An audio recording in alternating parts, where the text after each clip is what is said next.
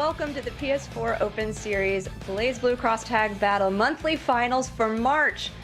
I'm Jadelyn. I am so excited to be here for my first monthly finals with the PS4 Open Series, and I am joined by the homie Raph. How are you doing this evening, Raph? So far, so good. It's been a wonderful day. We started with the EU monthly finals, and now we're moving on to North America. And it's been just intense action throughout the morning, and I'm looking forward to see what the afternoon brings. We have some amazing players that y'all will be seeing soon, but I'm excited. Super excited. Yeah, if you missed the EU finals, go back and watch those because those games were absurd, insane, all of the words. And I expect no less from the NA counterpart today, especially with the explosive lineup that we have here today. And if you did miss last month's finals, it was super solid, amazing play all throughout, with Razzo and Tempest just having a slobber knocker. But Tempest coming through as he always does, showcasing the strength of one of the finest players in North America. Yeah, getting to see this sort of action recapped again, it gives you like a hint of what's going to be in store for us today. But look at all of this insane play we had. You know, Carmine, Yang, Wald, Narukami, it's all over the place. And just based on these finals, this month is, I don't think it's going to disappoint. Oh, for sure. Never disappoints with the amazing players that we have. And seeing some of the few returning, unfortunately Tempest isn't coming back, but we do have players like Razzo and others. But you do see the previous champions for the month as, a lot of variety. Tectal winning twice, Tempest getting through the 4th week of March, and then Razzo getting the 2nd week. So a lot of variety there, but just qualifying out of the weeks isn't enough. You have to get to the top 16 bracket and then win one match to make it to this top 8, as you see the bracket up here, as Tectal leads the pack on top of there, going up against Garfield, followed by Alex and Chop Suey, Master CJ and Zero Shadowblood, and Malaclack versus Razzo Sharp. So 4 excellent matches. Yeah, and these are players, all 8 of these players are no stranger to the stage. They've been here before, they've been in multiple tournaments before, so I feel like this is going to be... EU, we said, just started... We were using this whole fire flame analogy, but this is just explosive. The whole thing is just going to be blown up the whole way through. Yep, and blowing up those prizes as well, as they all fight to get a piece of this, as first place $400, second $300, third $200, and fourth place $100. So 8 people trying to get into the prize and just get a little something there. And if you all at home want to take a piece of that prize yourself, follow the address, the link at compete.playstation.com. Go there, sign up for next month's events, and every week compete in the tournament to see if you can qualify for the finals and take home a piece of that prize and compete against some of the finest in North America. And competing is fun. I've done it before. I talked about it earlier. It's just a blast. It's fun to be able to play against different people, really test your skills. And if you do well enough, you get to come on here for the monthly finals, which is nothing short of fantastic. Oh yeah, that's the fun part about it. It's been just a great show, the last couple months, and excited to see just, more of the same people. And it's always nice to see some new folks too. That's the really cool part about it. But some mainstays we're going to have up first in our first match. Alex, aka Puns, will be going up against Chop Suey. So we have 2 extremely solid players with really unique teams, either one. So I'm excited to see how they fare in our first match of the afternoon. Yeah, so both of these players, like you said, very unique teams, and we're going to highlight some of the cool things about those teams coming up here. So Alex, aka Puns, has this Naoto Shirogane and Kanji listed on here. Coming from New York, the way that they play is so different, especially with the characters they have. They've played 30 matches with a win rate of 77%, coming in here pretty strong, honestly, and the way that they manipulate their team into their opponents and just really put their opponents on the back foot with their unique picks is always fun to watch. And Chop Suey too. Very fun team with the Chie Izuyoi. Izuyoi, an uncommon pick you don't see very often, but Chop Suey loves to rock it. And it has the Chie there, which is just a high power, big damage character that once set up correctly can just end a match so fast. You know, you see Chop Suey's 28 matches, got a solid win rate, and that's just, it describes the explosiveness of their team that they normally rock in these events. And it's fun too, because a lot of Persona characters on screen between both these players, you know, Puns, aka Alex, you know, either or, whichever you want to prefer, always with the kanji, but will mix up whoever supports them, which is always fun to see, because honestly, one of the few, if only, kanji reps at a high level. Right, and I mean, it is something that we don't see frequently. At a different level, I would talk about something like character unfamiliarity, but with Chop Suey, you're not going to catch Chop Suey on the back foot, especially with somebody who also plays a fairly unique team. So even now, going into this, we've got a Yosuke kanji. Not something we were talking about with Inato S. No, that is one of the other teams that Puns has on deck. Just high velocity with the Yosuke and covers a lot of bases, just really trying to make it so that kanji can get in, set up the mix-ups, and just take advantage of, you know, kanji's lack of mobility. Right. So, I'm already really excited. I wanted to get into this right away. So here we go. First game of our monthly finals. Let's go. Puns versus Chop Suey. All right.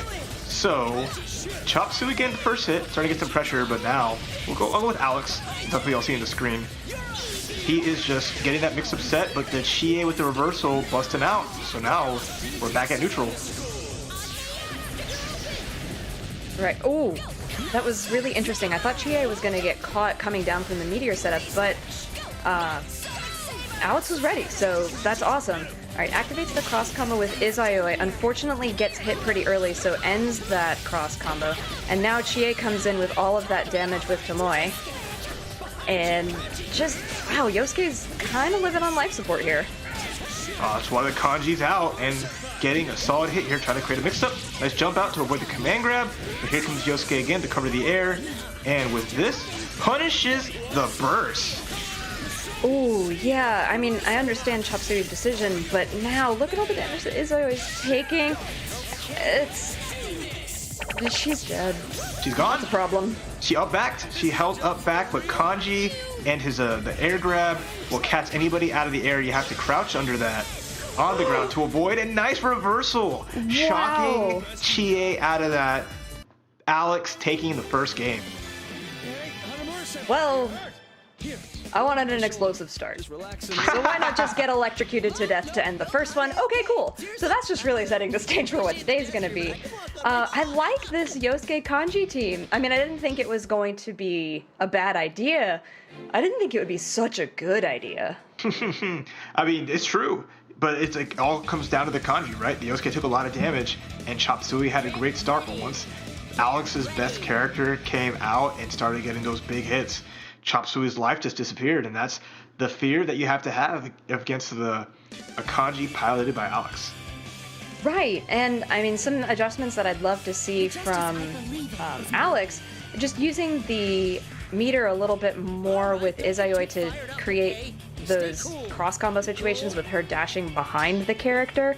I think that would help them out a lot, but unfortunately when Izayoi came on screen, it was always in that crash situation in a burst and just didn't really get to play her very much. So let's see how this one gets started.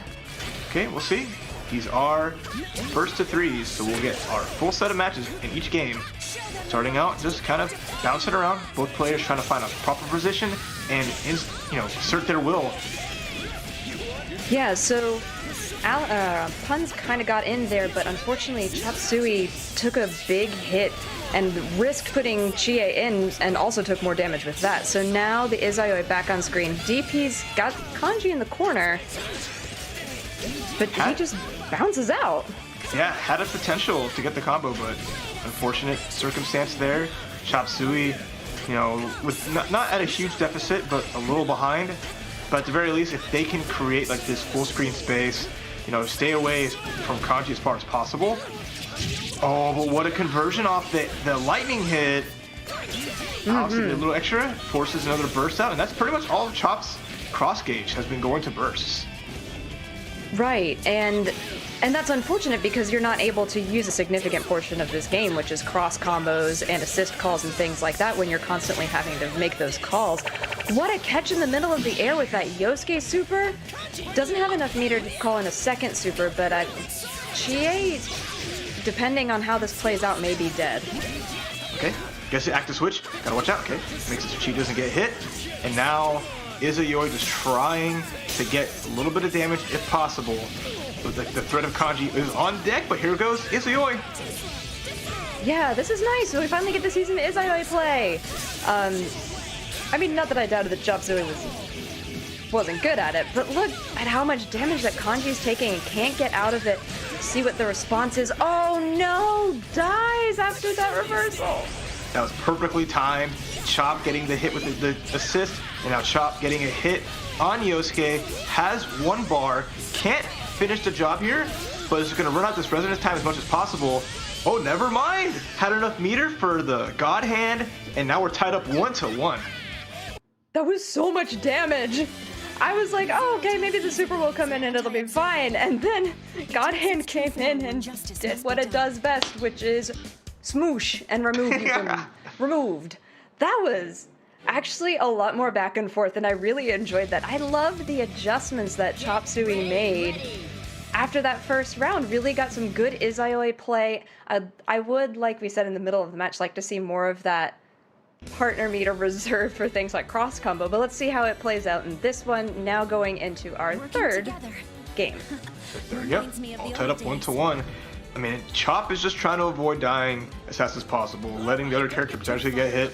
You know, that cross gauge is going to get spent either way, so, you know, if they didn't, you know, burst like they did, they'd still be out of it. So, at the very least, don't be too predictable with it, and extend the life as much as possible. Exactly. Just don't be predictable. Alright, so we're getting into this one. Jeez, Yosuke is just always in the air with Alex, and I mean, I know that's what he wants to do best, but he just starts in the air. But Izayoi does catch him. Yeah, another character that can be airborne, has some really good, you know, air dashes. Her ground dash goes up, you know, at an angle, but she also still does have a run. So this is not a bad idea to match up against Yosuke. I like that a lot. Yeah, Izayoi definitely one of the characters that can give Yosuke a run for their money up in the air. However, Yosuke has plenty of tools to counter Izayoi as well. So, get a cross combo activation here. Tomoe out on the field from Chie and does manage to hit Kanji in the back, and now Izayoi is smacking Yosuke. I don't think... Yeah, just dropped at the very end. I was like, I don't think they can do anything at the end of this, unfortunately. Yeah, not quite enough. Manages to get out, and then the moonsault from Alex's Yosuke gets a commander with Kanji. Izyo's gonna get zapped out of there, and now it's solo Chie with a full life bar of only 2 meters. Agnostra activate, here comes the meatballs.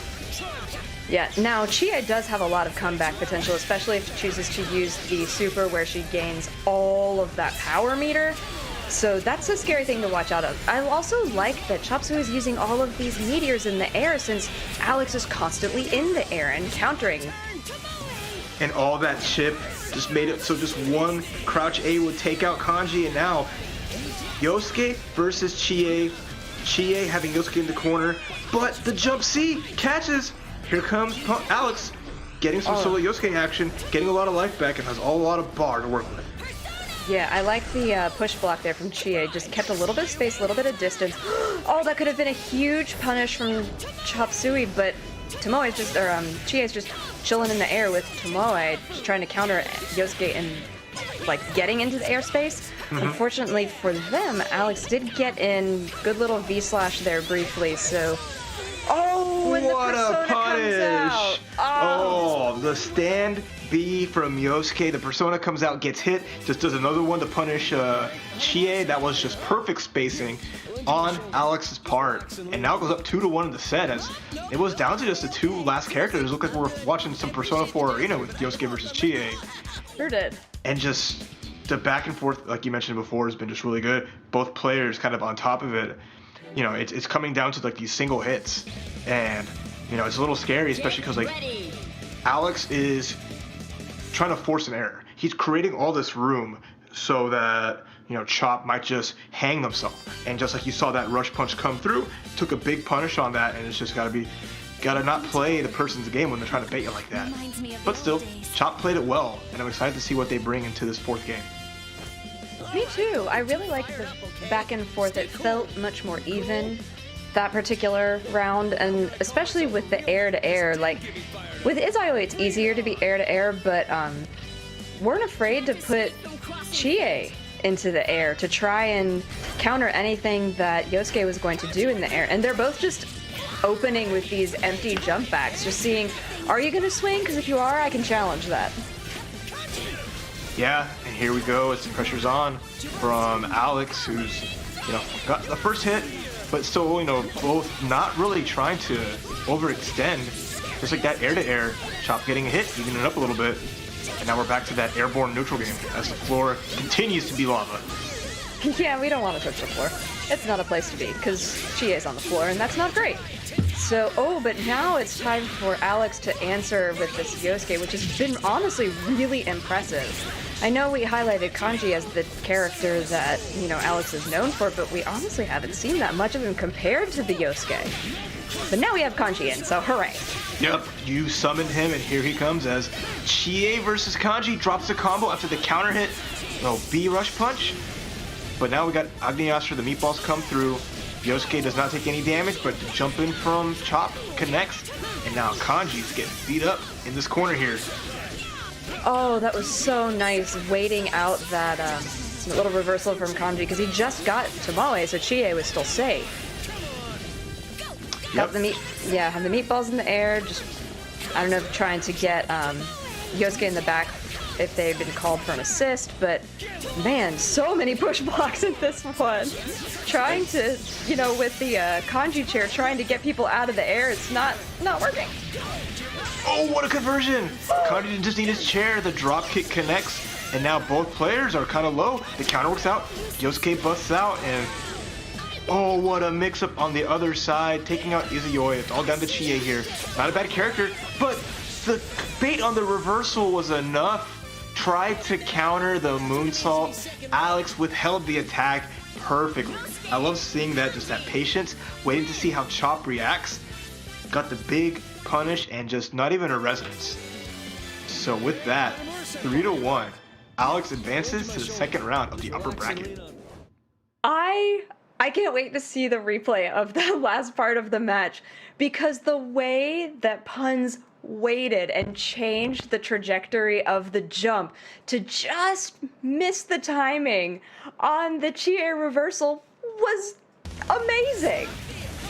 Okay, well, let's catch up with the other stuff first, and then we'll get to that, because I really want to point that out. That was amazing. Yeah, all those last-minute decisions in these matches, like that grab from Kanji connecting, taking out a character with the Yosuke, then setting up the mix-up. This setup there where it's just busting out with the reversal, hands off. But then we saw Chop start getting some action in as they won that 3rd game. Right, and just really being patient in that 3rd game, showing what the Izaioi Chie team can really do, which was great. With that god hand at the end, jeez. So much damage, and now getting into the last couple of games here, lots of meatballs down, and here's the part that I was talking about. So just came out of the moonsault from Yosuke. Chie goes into the corner. Oh no, this is the wrong game, sorry, my bad. It's the game after this. Sorry, I have lied to you. So now getting over here, Chie's in the corner, just barely changes the jump to make sure that could get the punish and take it. Yeah, that was just smart. I love that decision there in the corner, and that's like the tricky part about fighting Yosuke. Like that air mobility, that air trickery, being able to stall a little bit, hop around, even like steal the corner. It's just one of those things of you have to be extra patient, but it's hard. It's stuff like that in those situations where you need like a single hit to maybe turn that back around and take it to a final game. But Chop did their best. They still have a chance in the lower bracket, so we're going to see how well they can do as they wait for their opponent. But we continue on in the upper bracket here at the PlayStation 4 Open Series monthly finals.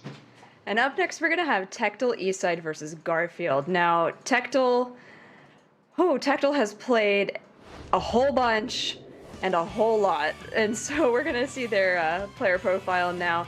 Coming in with the Ruby Yumi, a team they've played pretty frequently, and they're honestly terrifying on this team. Coming from Georgia, repping that area, and with a win rate of 88% with a very impressive 67 games during this part of the series. Yeah, Tectel just no slouch across multiple anime games and fighting games throughout the years, always being a very solid and strong player, knowledgeable, and obviously that's the reason you see why they're in the top seed right now, is just because their performances really justify that, and having a big win on one of the months beforehand. Garfield, though, another strong player, not one that a lot of us are super familiar with, but has made some of these top 8s before.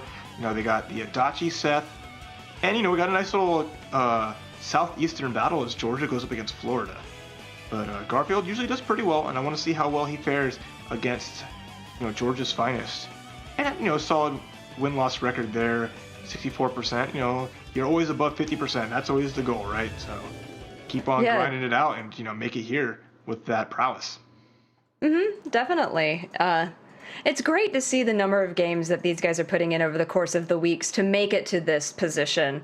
And I'm really looking forward to these two teams fighting into each other. If that's what they choose to go with, that's what they had said earlier. But of course, they are absolutely welcome to change. And we've been baited multiple times today by teams, so let's see what we've got. Not in this one. Ruby, Yumi, Adachi, Seth. Ruby, a terror in the air. Yumi, just a terror.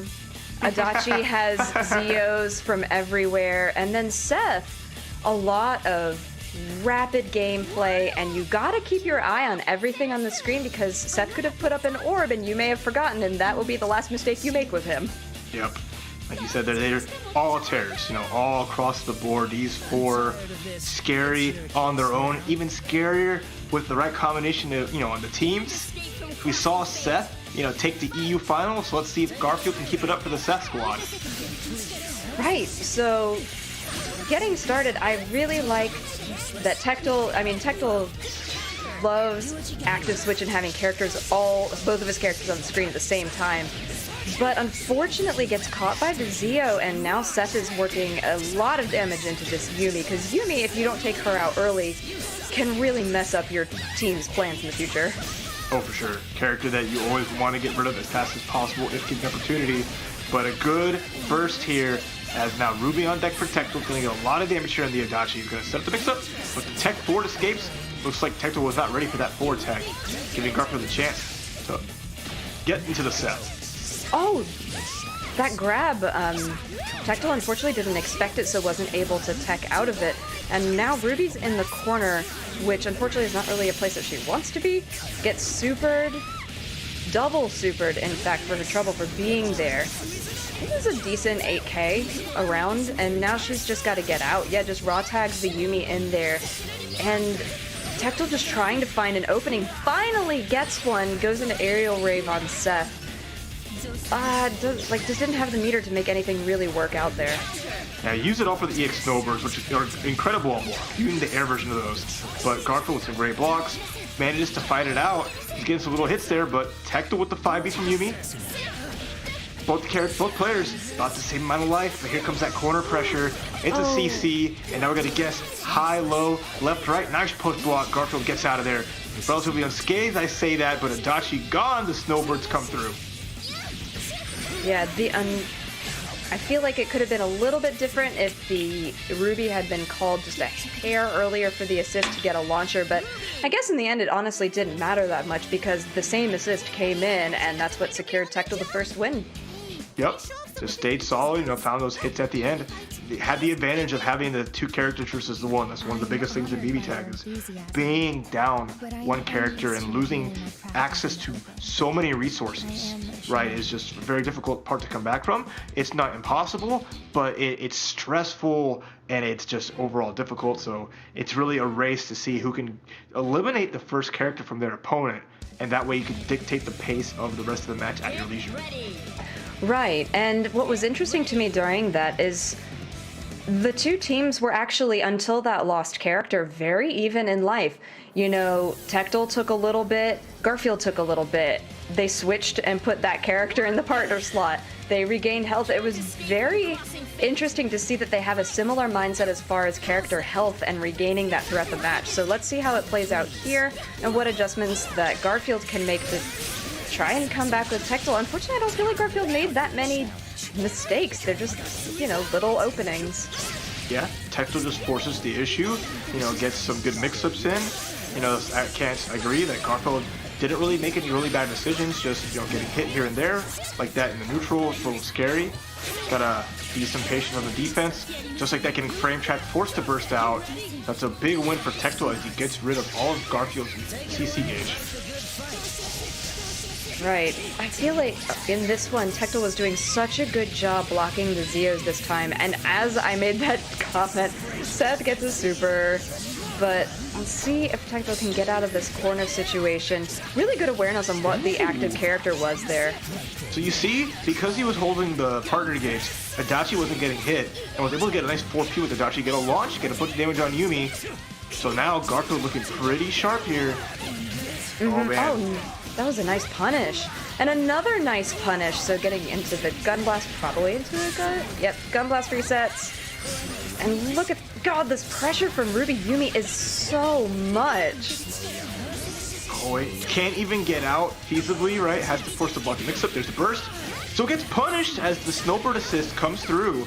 I love that idea from Garfield switching into the Adachi, but now Ruby's gonna get him to do a mix-up. Just jumping in neutral, waiting it out. Oh, there's the grab. Here comes Tectel. Has a lot of bar here. This should be enough to kill Adachi. So number one super, spin through, and follow up with number two to seal the deal, and it's all down to Seth. Yeah, it's unfortunate to have to spend so much of your meter like that, but at all costs you want to eliminate a character for all of the reasons that we've said in the previous match, so that's a good thing to do. That was a good use of the meter. If it secures you the round, you might as well. That was super solid. Setting up, again, having the two characters versus the one. Tectel set up the custom combo, used that extremely strong Yumi 5P, which he just spins the fan until Tornado comes out, kept Garfield on lockdown, and, you know, got another win out of it. And it's just always being ahead little by little. Tectel's just prowess shining through, where they just can, you know, they don't lose steam at all. It's pretty steady gameplay, and it's working out so well. I think the interesting thing is that once Garfield does lose a character, the game is over very quickly after that. I don't know if it's... I think partially it's some of the, you know, 5D chess that Tectel has a tendency to play with the setups and the calculations that they've made to get the last character into the situation they're in. Yeah. Or if at that point Garfield is just so on the backside that they can't make the plays that they want to. We'll see. Yeah, being down that character definitely means you can't make that play, but now they've got both. Getting the early hits and the heat riser, so now Adachi's a little bit buffed in strength, has the BZO, doesn't lose that little buff until he gets hit. But oh man, the up back from Tectel with the jump B. Again, catching Garfield. Garfield is be wary of Tectel doing defensively jumping. Try to reversal, and now Seth losing so much life here. Yeah, I mean, Tectel's Gun Blast movement on Ruby is so crisp and so accurate that Seth lost almost his entire life to just Ruby moving around the screen, and that's so scary. Like, he doesn't even need meter to do significant portions of damage, but now Yumi in here trying with the Snowbirds to get a little bit of damage, and manages, unfortunately, she had that B Snowbird in the air, which takes a long time to recover from, and it's Garfield's turn. Yeah, Garfield come on to command grab. He's gonna get the hard knockdown here. Gonna do a setup, but I like that Tectel walking forward, trying to fight it out, but here comes some more damage. Gonna 80s, yep, gonna switch into Adachi. Doesn't have enough meter to finish the job, but the 5C, there we go. All else fails. The easiest mix-up in the game, a quick overhead. But look at Tectel go, gets a grab, no combo. Ruby on deck. Lot of bar, a lot of life, but gets tagged. Here we go. Oh my Yeah, I feel like the range that Tectel plays at is just the absolute max range for a character. Garfield doing a fantastic job punishing this Ruby, though, and trying to create the pressure situation that Tectel's been putting on him for the past 2 matches. Yeah, making an effort. Oh no, blocks to 5C. It's not your turn, Garfield. Now, Seth gone. Tectel uses the bar, though. Still has playing. Oh, and the incoming beat the end of the super. It's all down to the next hit. Yeah, Adachi went in for a grab there. If that had hit, it would have been game over, but Tectel just plays patiently, moves around the screen, just lands a combo in the small opening that Garfield left and takes it. Yeah, Garfield just tried to go a little too hard there. The Tectel challenge with Ruby's scythe, her normal is just being so large and so fast. It just wasn't enough for, Garfield just didn't have enough to get that comeback. Really was making a difference there, but unfortunately, Tectel stays solid and just takes over the set. Really good stuff to them as they advance in this upper bracket. Yeah, the gameplay from Tectel, and I know I called it 5D chess, but I mean, really, it feels like Tectel's always 2 steps ahead no matter what's happening on the screen. So here in this first one, we're seeing those snowbirds, the EX snowbirds that you talked about earlier. Yes, they cost a meter, but God, they hurt so much.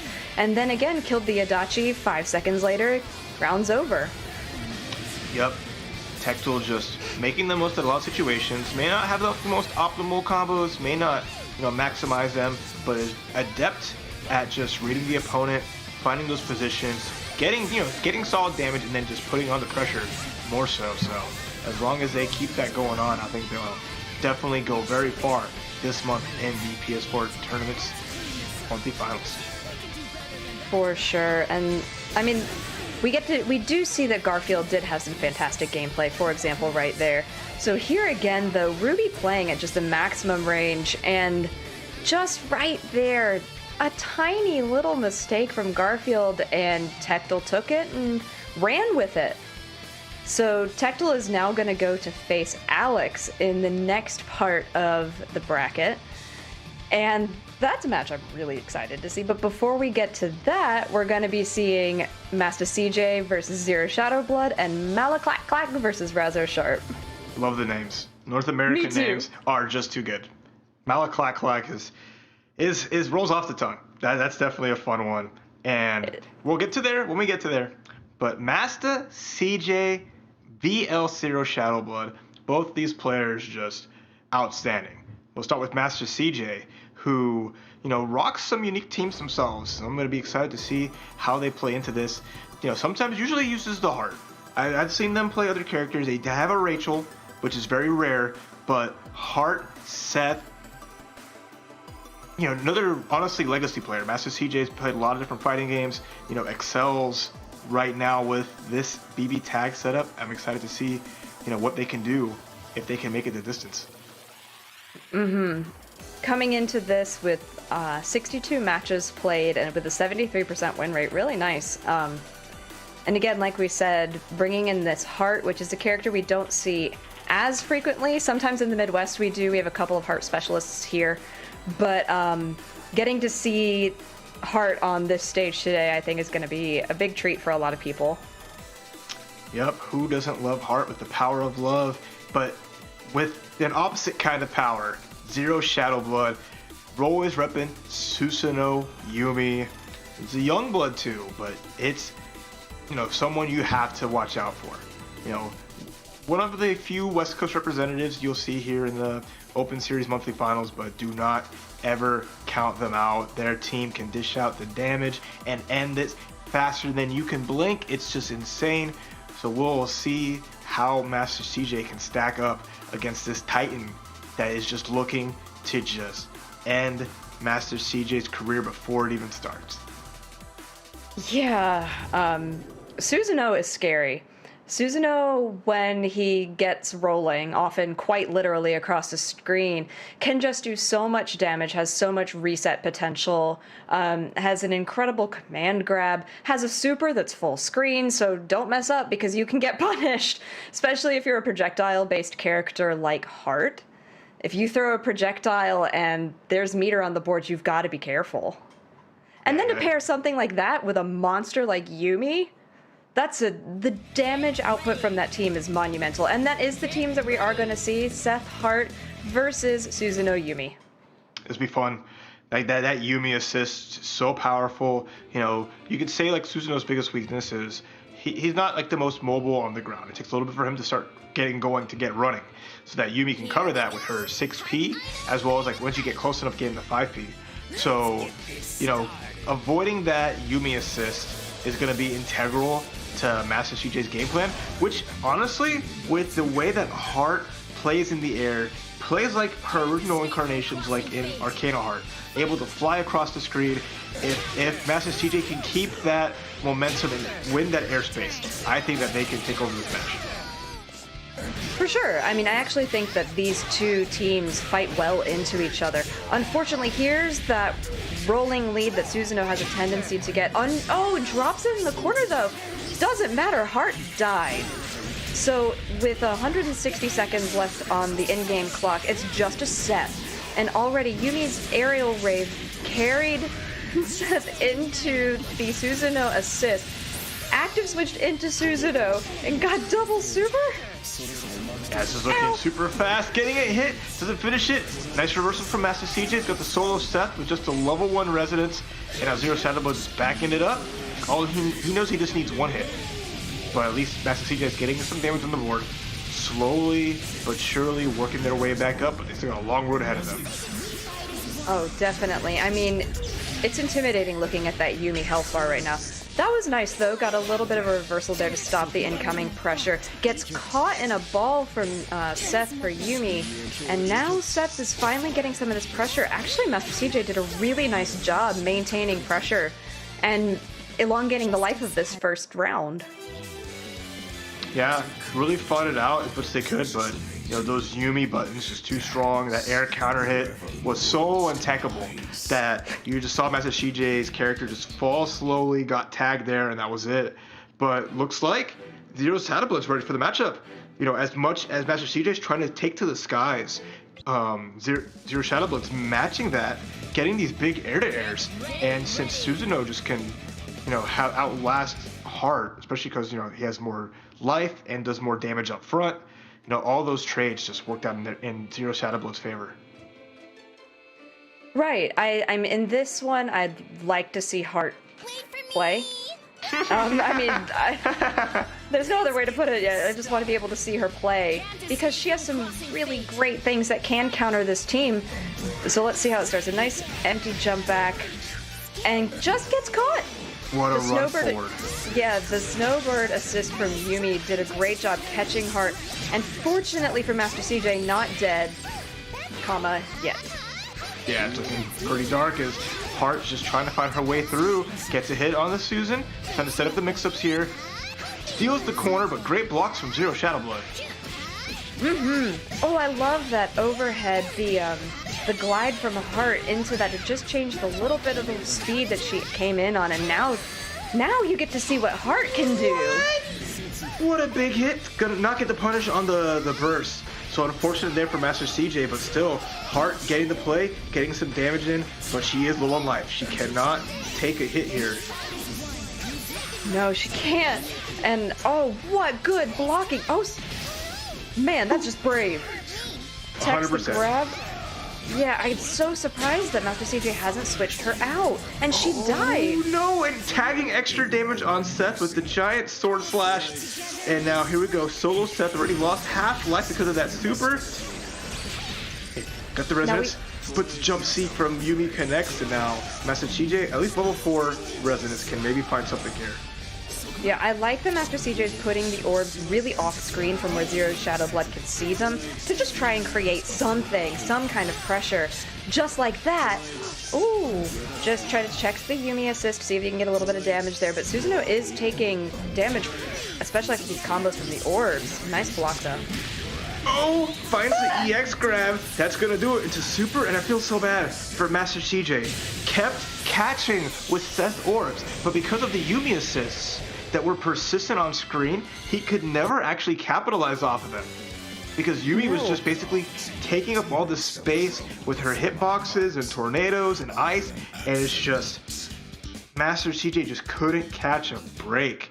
It just was the Zero Shadow Blood show through those 2 games so far, and it's just rough that you do the right thing, but it's just not enough. Yeah, it is unfortunate because the idea is there. Like, I see the plan, but you can't execute because the assists from Yumi aren't allowing you to get in. And then if you do, Susanoo's on the other side, and that's just scary. He can be stunned by the orbs of darkness all he wants, but, he busts out, and you just saw that EX command grab in the corner, just getting that slam out of nowhere. Like, I didn't even expect it, right? Because normally you see that kind of under pressure, but just kind of roll the dice, let it rip, and now leading to that advantage of 2-0, and Zero Shadow Blood needs 1 more to make it to the next round of winners. Yeah, I like that Hart jumped out of the pressure there from Susanoo, got a little bit going on there. Burst in from Seth, unfortunately very punishable, and Seth, yeah, there's a lot of meter on the table here, could die. Oh, what a Yumi assist. Doesn't even need to spend the meter for the death. That's how much damage that team does. I know, right? And that was such a nasty setup. Gets the anti-air, Hart off of an anti-air, right? This is losing almost 7k. 6.6k off that. 1 more hit's gonna do it. It's gonna be a CC here. Oh no, never mind. Susanoo's gone. It's all down to Hart. Yumi just dashed out of the corner, forces the sandwich, and just like that, Snowbirds connect.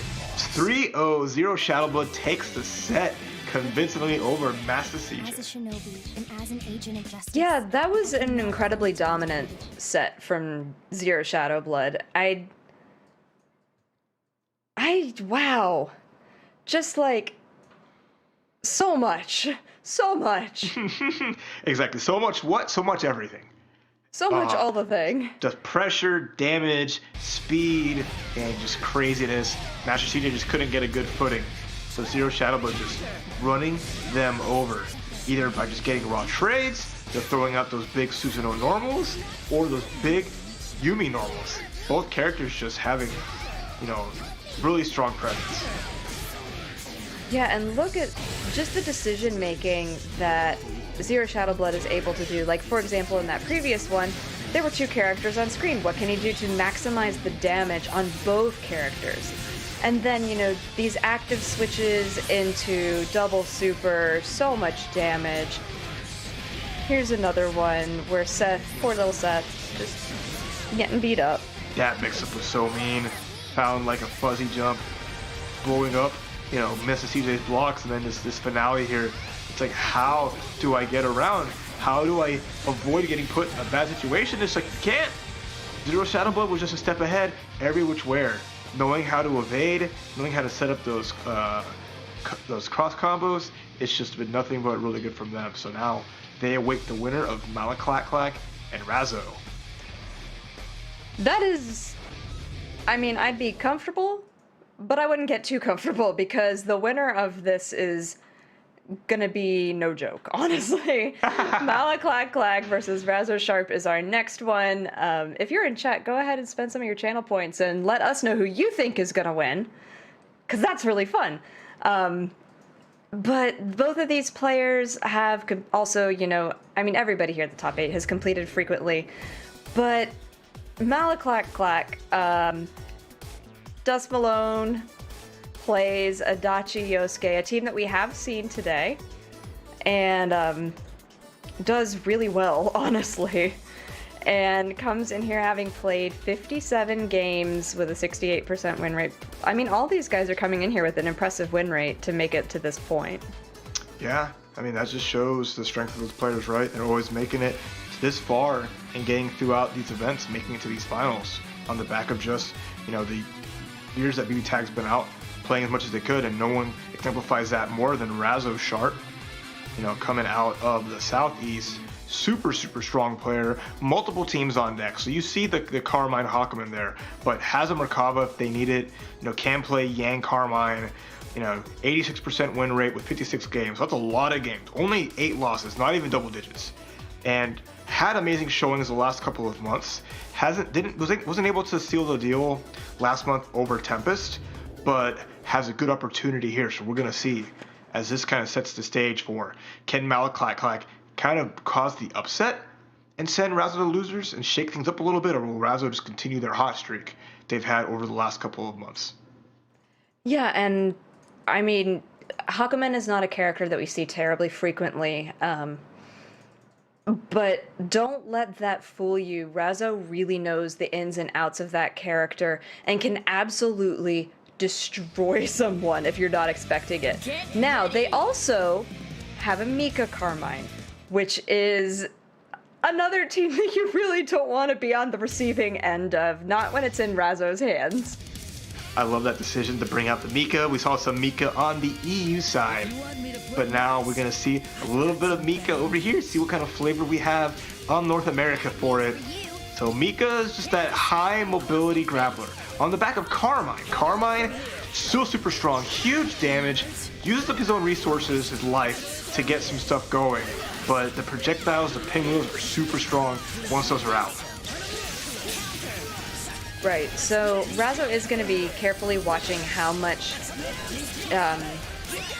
damage he spends and like throws out things with Carmine, because that can put you in a sticky situation. But, you know, Razo, a pretty sharp player, if you will.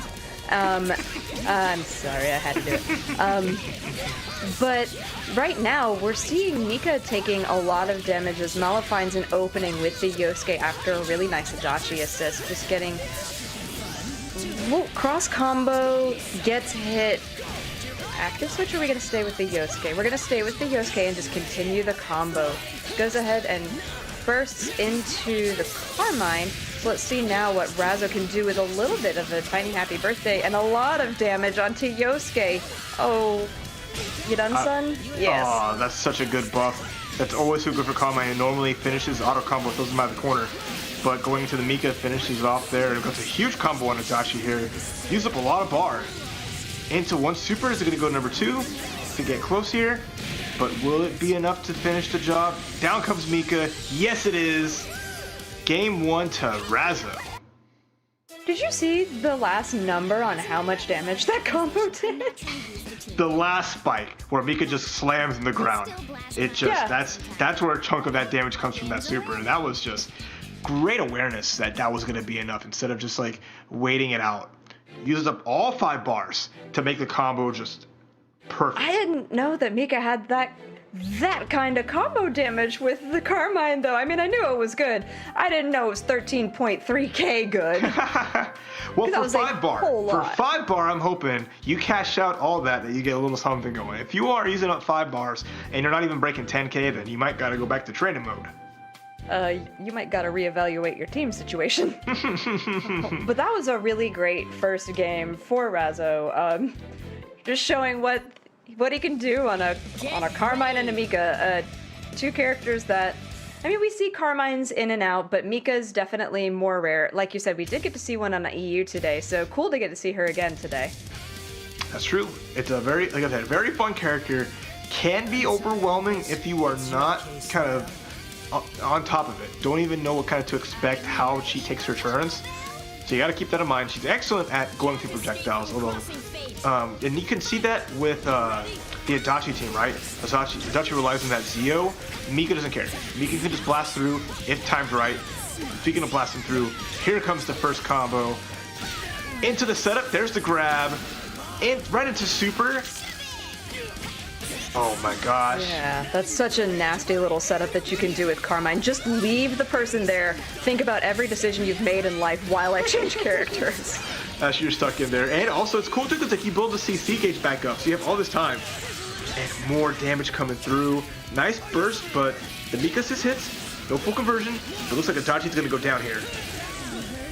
Yeah, that, I mean, I think that Mala needs to start paying rent because he's been in this corner for so long, and he's just gonna die there too.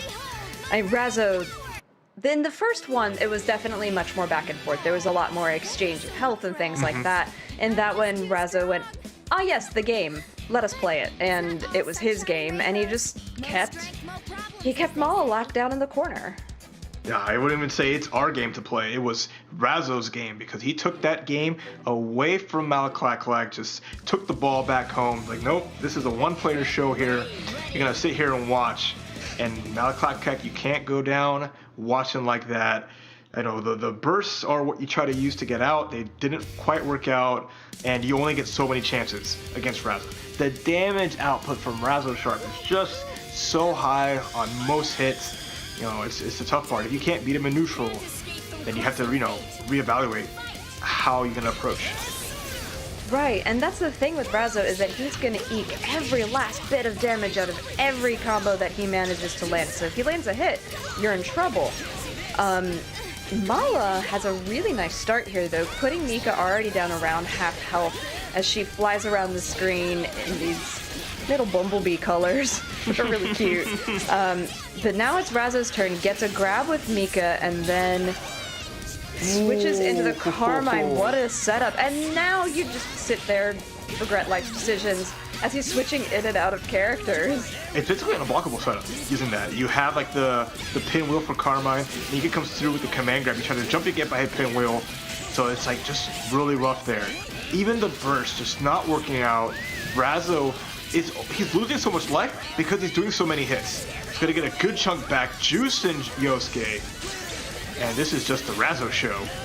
It really is. I feel like Razo just puts on like a training mode show sometimes. That is a really nice super from Mala though. It's gonna not do a ton of damage, but at least put him in a more advantageous position. Oh, what a miscalculation. I think is the only word that you could say that from Razo. Yeah, can't ask for a better way to go through. The chopper comes through, but it looks like Malakak doesn't want to ride. But it's going to take Carmine for their own ride as the Vortex continues. One more solid knockdown can do it, but here comes the Resonance. And then just the grab. Razo's going to take out Yosuke with that throw. And now it's all down to Solo Adachi, just gets jumped in on. And that's a wrap. Razo taking it 3-0. There is blood on the dance floor. And there's a Malak Clack Clack on the lower bracket now. I don't want to be in the blood on the dance floor, but that was really scary. I mean, just Carmine throwing out all those puddles, and if you're unfamiliar with the way Carmine plays, when he does throw those puddles out, he is able to mirror some of the moves that he does, causing damage full screen. So if there's a puddle on the ground, you're not safe. And Razo really showing why they're not safe. I mean, I really thought that Mala had a great comeback in that last game, but unfortunately wasn't able to close it. Let's take a closer look through some of these replays. Oh, for sure. As we look at how just Razo maximizing the damage, keeping the corner so well. You said that, you know, Malak Clack Clack was paying rent. At this point, he's got a mortgage on the corner. He lives there now and could never get out. So congratulations to them for being a new homeowner. Hysterical, yeah, but really though, I mean, look how much time he's spending in the corner. He doesn't get to leave, even when he does these bursts. You know, he's still stuck, and Mika said, "No, I'm throwing you a house party. Stay." Oh, and that's not a party that Malakak wanted to be in. Even there, right? That grab after the Resonance just worked so bad in their favor. Then that jump in, and you just see Razo just getting the combo there to seal it. So unfortunately for Malakak, has to fare in the lower bracket side as they go up against Master CJ to try and make their way back up to that top 4. Yeah, and we've highlighted it before, but I mean, everybody in this top 8 is a killer, and the lower bracket is just shark-infested waters right now. Whoever makes it through is going to fight tooth and nail to make it, to fight some of these people who may be joining them shortly. Definitely will. But if you want to join these folks as well, hop on to compete.playstations.com and enter yourselves to compete in the weekly qualifiers. If you do well in those qualifiers, you can have a chance to play for the monthly finals and make your way into this top 8 you see here, appear on stream, and have a chance to get some good prizes. So please follow there and see what you can do, as we will take a short break and be back with more upper bracket action here at the March NA PS4 Tournament Open Series Monthly Finals.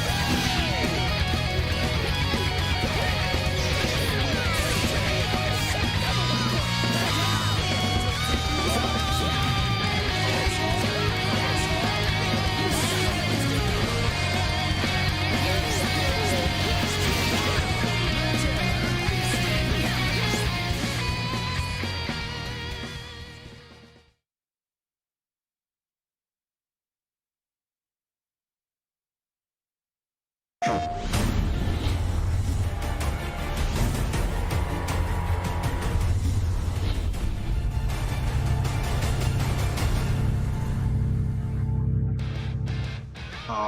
welcome back. I hope you enjoyed the small break and got a quick snack. Re-up your water because we are going right into some more amazing action here in the PS4 Open Series monthly finals for BBTAG. I am Raph with Jalen at my side, ready for more of this amazing event. Yeah, so far we've gotten to see some great stuff in the upper bracket. We've seen that Tectel took their match against Garfield 3-0. Alex took theirs against Chop Suey 3-1. Zero Shadow Blood against Master CJ 3-0. Razzo Sharp against Malaclack 3-0. So we're going to go ahead and continue with the upper bracket with Tectel versus Alex and with Zero Shadow Blood versus Razzo Sharp, while Chop Suey, Garfield, Mala, and Master CJ fight it out with blood in the lower bracket. Okay, you can breathe. That was a mouthful. You didn't skip a beat through all that, going through that fun bracket and all those amazing players. The NA side just has all the long names. All that it's more than a mouthful. It's not like a name like Tectel has an underscore that's two parts. Alex with 4 digits at the end. Predict who will win this match. Follow along in that Twitch channel and let us know who you think will take this set. Will it be the super solid player Tectel, or will it be the crowd favorite? No, it will not be. Looks like Tectel with a nice 69, looking good there, and is favored to take this. But I'm curious, as puns, you never can count them out. No, and Alex always has a trick up their sleeve, whether it be with another character to assist their kanji, or with just like wild and crazy gameplay. You can't count them out. And math, 31, is that right? 31% of people agreed with that. So, but 69% of people really think that Tectel's got it. I mean, with their track record, I don't blame them. That's a safe bet, but you can never tell when it comes to BBTAG, because all it takes is one mistake, one moment, and a match could just turn upside down. So here we go.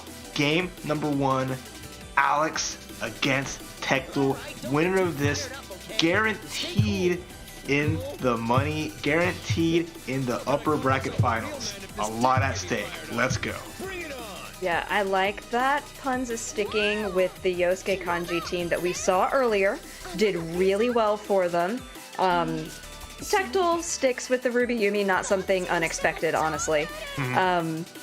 Also, if you ever get the chance to watch that intro from Ruby Yumi, it's precious, and well done to the creators to put that in there. But here we go, getting started. Lots of aggression from Tectel out the gate.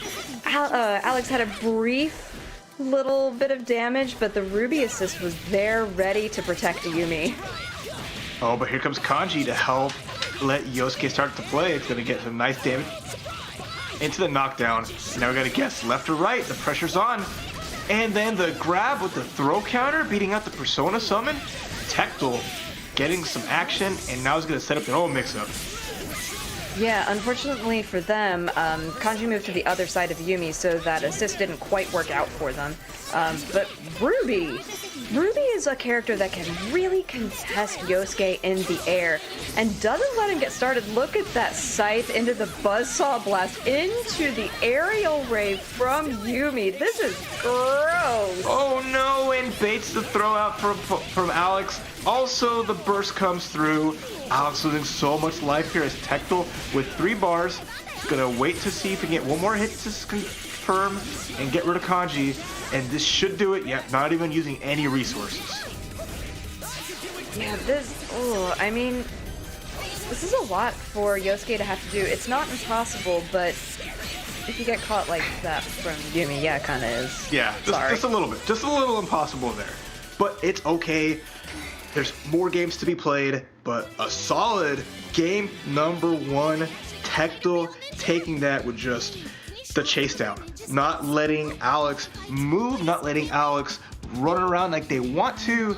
So that might be how we're going to see this match go along. But at the same time, Alex does have other teams they could possibly do. If they feel confident in this squad and make the proper adjustment, more power to them. But you never forget, if you have a team in your pocket, you might reconsider. Yeah, and that's what I'm wondering, because in both, I mean, okay, did they switch? No. So, I know we've highlighted Alex as a kanji player. What has kanji done? So far, he has reversaled, he's busted out, and died.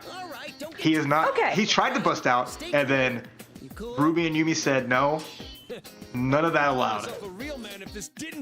So, I mean, is there even a possibility that kanji could get benched, or is that the ride or die? That is the ride or die.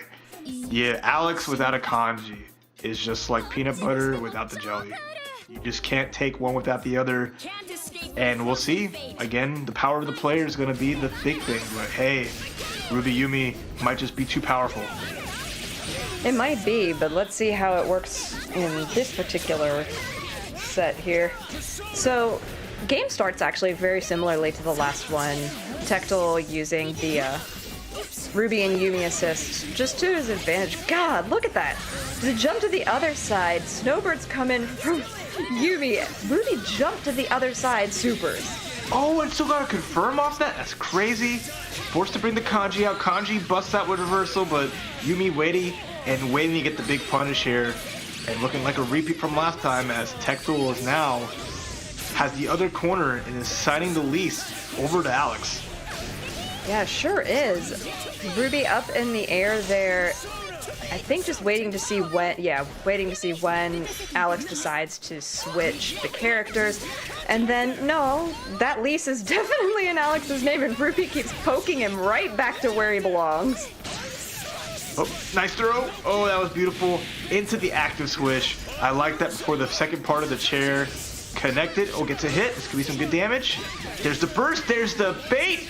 Huge damage incoming. One super on deck. Kanji heard us talking mess. He's here to show us what a real man can do. Yeah. I think Kanji's adorable. Anyway, so moving on, switching characters in and out, switches back to the kanji for Alex just because he has a little bit more health. Gets grabbed after avoiding that quarter forward C from Yumi. And now he's just living in the sky. Cross combo from Alex's team and catches Ruby. And with that super, I like it. Do a little pose. It's going to have to go into a second super, but Kanji's more than happy to come out and beat some butt. Yeah, that was a really great use of meter. Takes Ruby off of the table, now no longer a factor. And after the resonance activation, Alex got a nice little hit onto Yumi, just like he's getting right now, wasting all that resonance meter. But, you know, it's Yumi, so now Yosuke doesn't exist. It's just a kanji. Can't let her live. Now how does Kanji get through? Kanji just got a chair. She has this fan. There's the snowbirds. Using up all this bar here, but now it's Pun's turn. Alex fighting it out. EX cruel attack doesn't work. Can he find a hit? 2B doesn't work. It's gonna punish the persona activation. There's no meter to finish it. It's at least gonna be able to get an EX. It's gonna be a nice chunk. Yeah, but definitely not dead. Ooh, I like using the snowbird, but then from Alex changing the way he was jumping so he didn't get hit by it, that was really nice. Oh! And just reversals him to death. Oh, he was so close. Alex tried to hit that 5E from Kanji and dropped the lightning right on top of Yumi, but Tectal reacted, saw it, and just busted out on their own. And now is up 2-0. Alex was so close, but Tectal with just a perfectly timed reversal. That was just nice. Really good decision there. It was. I really liked the decision making there. I really did enjoy getting to see Kanji play some more, but I feel like Kanji struggles into this team with all of the high mobility that Ruby and Yumi bring. And interesting, they choose to go with Naoto S. Is that really what we're going to see? It is. See, I thought Yosuke was doing all the work. But what does Naoto S bring to the table to change this? I mean, you have an instant kill. That definitely is something you can't write off. That's the game they want to play. If you have trouble getting rid of a character, might as well just throw him under the bus with Naoto S, put him in jail, and wrap that up fast. So this is the ride or die. This is, Alex's original team, and has always found good success with it. The Yosuke team with the high mobility is also super strong, but I like Alex switching something up. They're never going to drop the kanji. That's just factual. That's just something that, erase that from your mind. He's going to keep on rocking with it, but you'll see some synergy here between these two as he's going to set up a nice CC and try to get things going. Yeah, so I don't know if like Naoto just brings a level of confidence into Alex, but this is nothing like the first few games we played. Even in the previous set, this is nothing like how Kanji played. Look at the damage that he's putting out right now. Kanji has taken over and he gave the lease back. Yep. He said, I don't want to live here. This is your house now. It was fine while it lasted, but wow, what an escape with the punish! Did you see that active switch? Beating the jump C. It hit Naoto, but then Kanji comes through. It's a counter hit. This is looking so good for Alex. That small switch up. And then the charge 5B. Are you kidding me? Everything is hitting. This is crazy town. I didn't know what I expected, but it certainly wasn't a potential murder case, because I think that's what we have on our hands. It's okay. She's a detective. She doesn't cause crimes. She solves them. And the crime that she was investigating was, why is Alex down 2 games? Why is he losing this set? She's been put on the case and is about to bust Ruby and Yumi for crimes against BBTAG. All right, I'll give you that one. That was really good. Well done. That was excellent. But yeah, seriously, that was a completely different Alex. Just the way that they played was aggressive. There was no waiting. There wasn't, Yosuke getting a hit and then timidly coming in with the kanji in the back. Kanji was the point character, took control, and never gave it back up. I mean, Yumi was half dead in the first 10 seconds. It's funny, right? This is starting Kanji. Normally it's Yosuke on point. So Kanji with that new blue jacket, just starting it out, has been a little bit of difference maker. So it's going to force Tecto to make some changes here. We'll see how the round start plays out and if they can avoid being put into corner jail. Oh, those Naoto assists are really nasty. Just, actually stopping Yumi from getting her own assists and stopping Kanji. I like that a lot. Unfortunately, Naoto is caught in the Ruby brand blender here and activating a cross combo, taking Naoto all the way to the corner. Yeah, looking scary here is Naoto just avoiding. Oh, the counter doesn't work out. Nice from Tecto, the awareness. Now Naoto S gone. The EX factor no longer here, so it's all down to solo Kanji. Getting a little bit of block pressure, but a quick push block. And now look at Tecto, who can just control the pace of it with Ruby's normals and mobility. Yeah, I like that he's trying to take advantage of, swatting away the Yumi assists and then getting in onto Ruby. But it seems like Alex is trying to get in exclusively by jumping, and with these two characters, it's incredibly difficult to do. For sure. And nice, you see that read there from Tecto. Gets the jump C, avoiding the command grab, gets a quick switch, and let Yumi get the life back.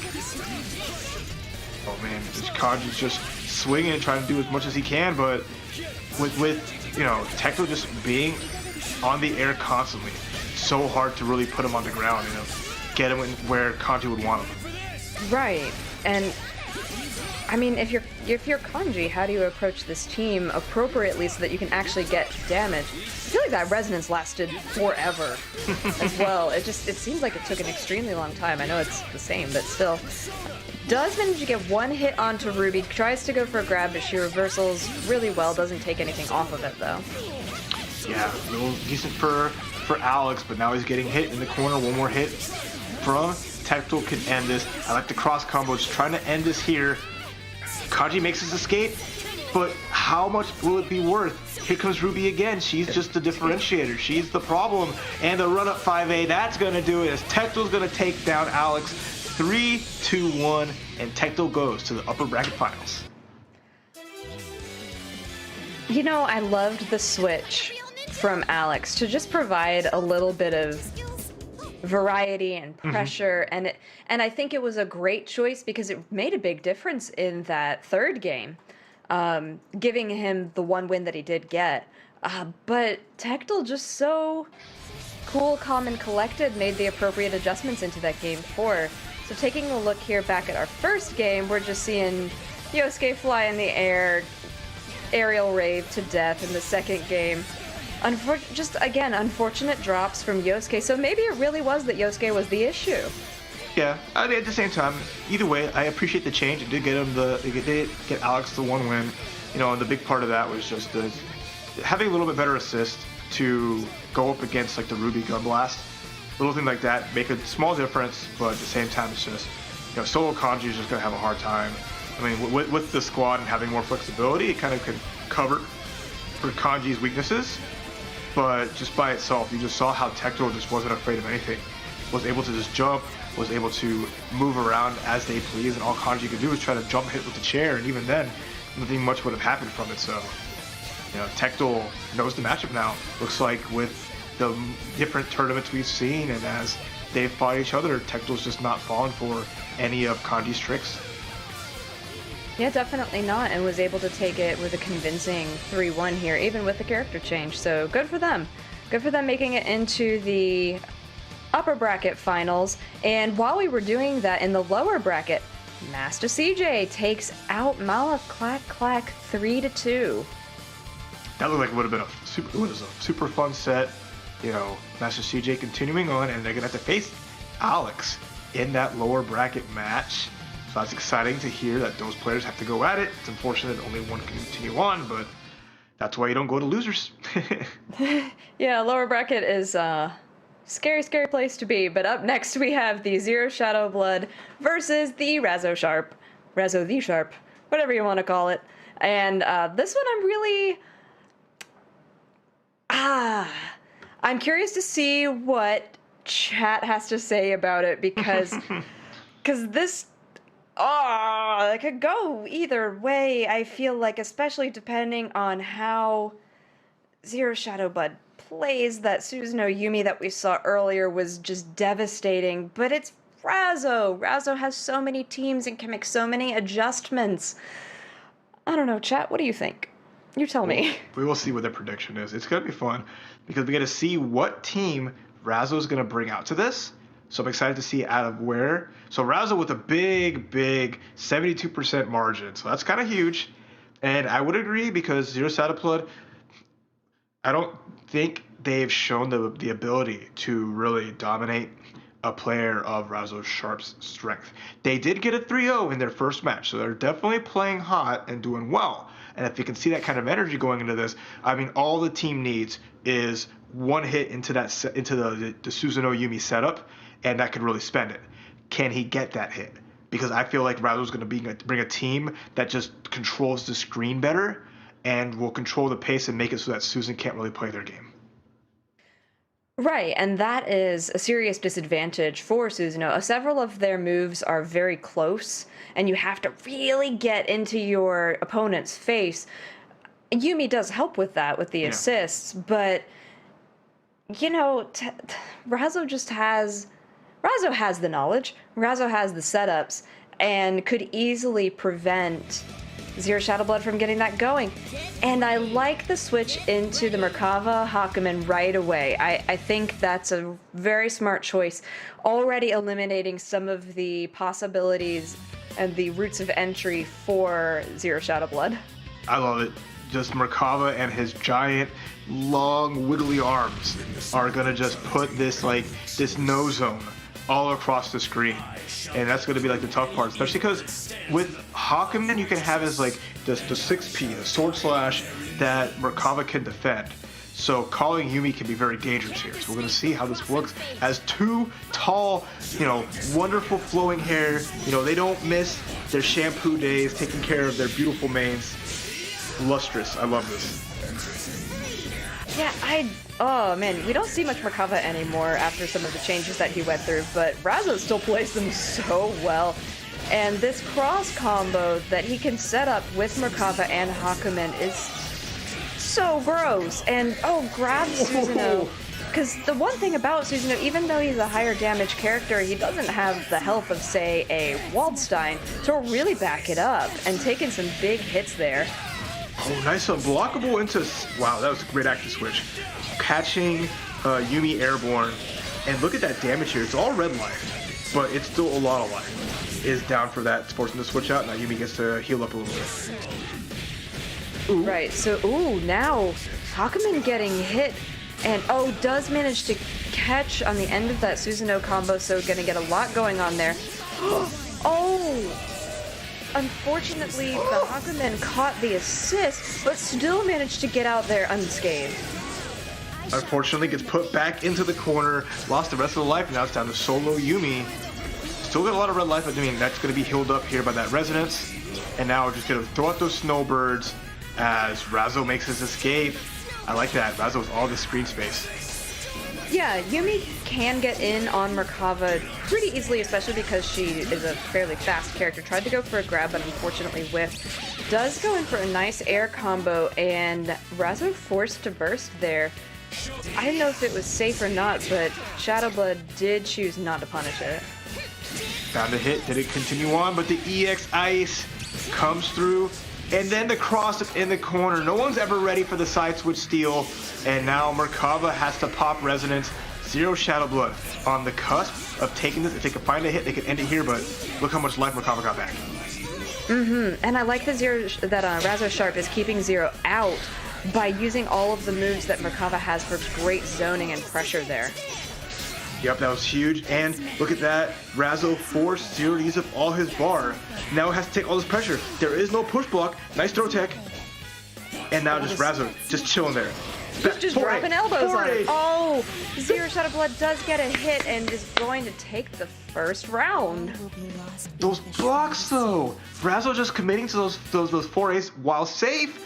Didn't do anything because it was just Zero Shadowblood content on blocking them. As soon as they had the distance, bam, Yumi normals. Wow, what a crazy first game. Yeah, I'm excited. It's not how I thought it was gonna go, I'll be honest. Especially with Susanoo going down considerably earlier than I think Zero Shadowblood would have liked. But Razo does commit to the team. I don't think there was anything wrong with it. So gonna go back in, same teams. But if he does go down again, there's a distinct possibility we're gonna see another team come out. Possibly.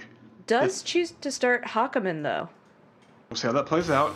The big thing is that Yumi, right? So like Susanoo can just do so much damage, right? But even if they go out, you are sitting on one of the best like solo characters with Yumi. She might be very straightforward, but just the normals, the projectile, and her, the corner carry by herself just means so much. But here we go. First blood going to Razo as they are already in the corner, and now here comes the pressure. God, that opener was insane. I'm not expecting that when you're starting a game, but holy moly, does it work really well. And now we're getting to see the power of Merkava in the corner after that insane combo. Look at the health deficit that Zero Shadowblood is at compared to Razo. Although turning it around though. Yeah, always believe in Yumi 5B. There comes the assist from Susanoo, and now the sandwich. Oh, wow. So I don't know how the heck Susan got on that side, but it worked out there. Razo forced to burst and fight the grab, and now here we go to the corners. Merkava's going to get some good damage here. Yeah, this... just smashes him into the ground. Let's see what else we've got here. Yeah, burst just to save the character. Good decision. You'd never want to go down one character, as we saw previously. But gets reversaled with noodles into the Hakumen. Again, we see the unblockable. And then, the counter, put it in the corner. Just stabbing her with the sword, calling the Merkava assist. Susan comes out, and I respect that. Let the solo Yumi be a deciding factor here as that 5B connects, and now we're going for an aerial rave. Yeah, that was that was some really nice decision making on Zero Shadowblood's part. So cross combo activated now for Razo. Active switches into the Merkava. Unfortunately, is going to take some damage there because Yumi was way up in the air and very safe. Oh, with the super, but doesn't really get a punish on it from Yumi, which, I mean, I guess for Razo is probably a good thing. Oh yeah, Razo getting the other side, make it so that Hakumen can't get punished. Now comes the CC with that hit, and this should be enough. Yep, bam! Slices right through her, tied it up 1-1. I like that, just using the rest of that CC gauge to get the ender with the Crash Assault. Super smart. Yeah, well done. So 1-1 now. Still very back and forth though. When we talk about Razo, we do talk about him playing very quickly. Does have a tendency to dominate a match, and I feel like Zero Shadowblood is doing a great job going toe-to-toe with him. There's excellent exchanges, the bursts are being matched. This is much closer than I thought it was going to be, but now with Razo having a win under their belt, do they take it? Do they build the momentum? Does it become the runaway train that is frequently Razo? I mean, we'll find out. As long as, you know, that Yumi is being played as solid as Zero Shadowblood keeps doing it, I think that's going to be just really the deciding factor for them. The Susan is strong and the damage it can get is huge, but Yumi is just kind of like the main portion of this team right here. So I want to see Zero Shadowblood recognizes that, Razo recognizes that, and if they can, you know, how they work around it. Can Razo take her out first, or will, you know, how well Zero Shadowblood protects her. Ow, not quite good there. Yeah, not the strongest start. And the funny thing to me is we talk about how much damage Susanoo does and he's a big boy and all of that, and he's been the one crumpling first in both of these previous sets. And that's you know, huge damage too from the Hakumen. They're both pretty much they're the same character in a way. If you follow BlazBlue story, I'm sorry, but you know, get the idea. Yeah. They don't look alike, but they're definitely very similar. Oh, here comes the Yumi. Finds the aerial rave. Not going to use EX to go first into the corner here, but it was a nice air dash mix-up, and the cross is going to connect. 2B beating the burst out. This is going to be big damage. To the other side. East Coast to West Coast. Let's go. Oh, man. Yumi just... The Yumi 2B, and 2B into 5B especially, is so gross. And then I like the use of the parry just to, you know, make sure that they were safe during all of that. And now Merkava's, you know, lost a lot of health. Yumi switches to the other side. Nice blocking from Razo there. And now is getting their turn onto the Yumi. I feel like if they can take the Yumi out of this equation, it's going to be a much better situation. And there was a flash second where there was a teched grab in there, so this is wild. Yeah, it's super good. Zero Shadowblood gets a hit. This is going to be big. And oh no, the punish! The ground Viper, that move has so much recovery on it. That was a super smart burst. Got a punish here. It's going to bring down to life. And now we're pretty much perfectly even. Overhead connects. And all down to Yumi. But that works out for Zero Shadowblood. This is his finest character. Right. And this is very doable for Yumi. She's got a lot of tools. And does choose to use that super, which unfortunately left her really vulnerable at the end, and Razo knew and is now taking advantage of it. Runs out the entire resonance meter, got Noodles in the corner right into a super, and she's still under a lot of pressure from Razo. Yeah, still a possibility with the low life that Merkava has, but used up all the bar for those EX snowbirds. In the corner here, there's the Unblockable is going to do it again. We've seen that so many times from Razo.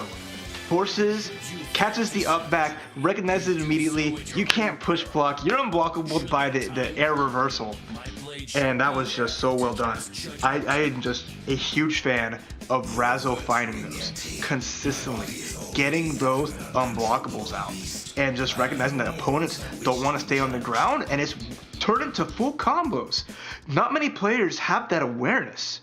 You know, you said Razo's looking sharp. This is beyond sharp. This is like the finest tip on a blade that you just like put the piece of paper on top of it and just slices right into. I am frightened by how aware Razo is in this set so far.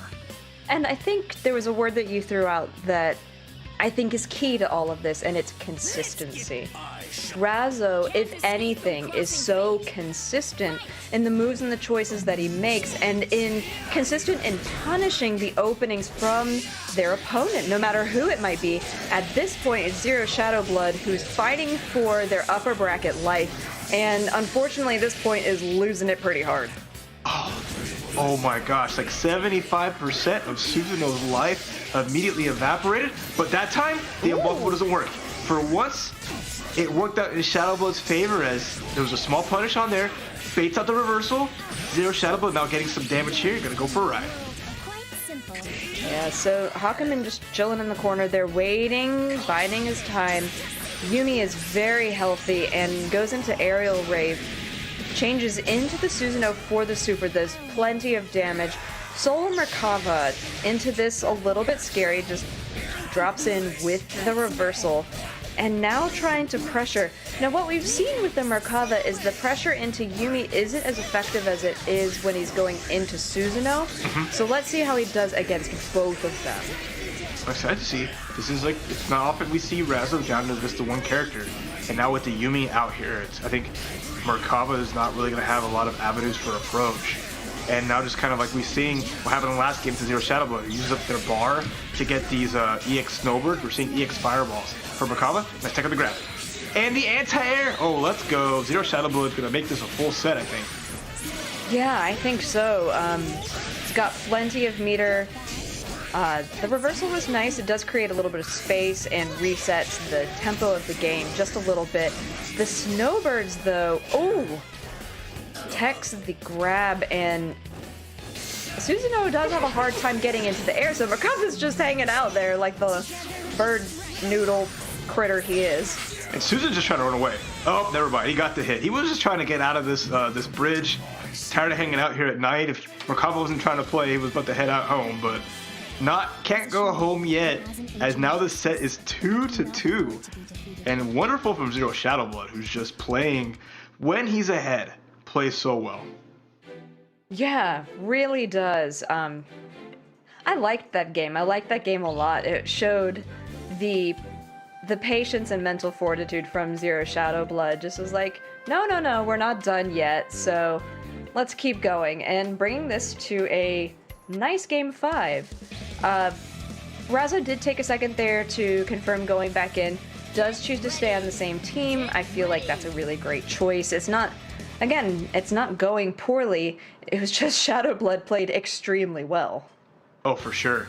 He's just made the right decisions. If he keeps the Susanoo alive, that helps the team, just having both characters there, but that deciding factor is that Yumi.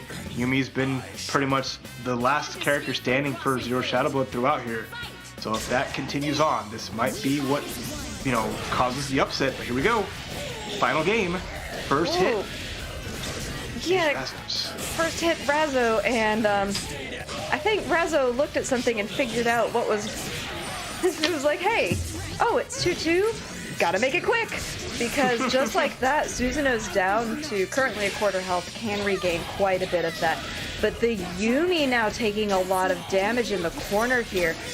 Nice push block to sort of bring that back, but Merkava's reversal is just so mean and covers so much space. And it's pretty fast too, so that was just great on them. Oh, the active switch gets punished! This is big. There's no gauge to burst. So now Hakumen has to take this damage. Counter didn't quite work out, the active switch, and gets a hit on Susan. That was wild.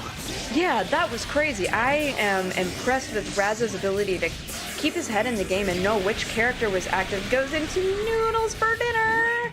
And that's going to take Susanoo out. Now the solo Yumi, again, a huge factor in Zero Shadowblood's game plan.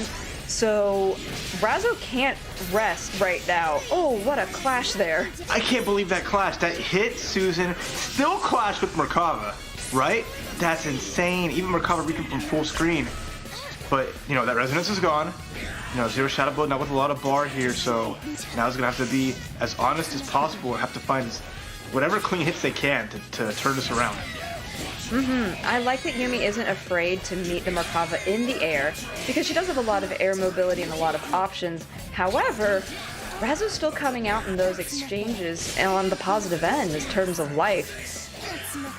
Zero Shadowblood's just been blocking, it feels like, for a significant amount of time. Just can't get the hit they need until right there chooses to go straight. No! Too far! It doesn't work! It's getting punished, and that's gonna be it. Unfortunate. Zero Shadowblood is gonna get knocked down to the lower bracket. Oh no! You hate to see it when it.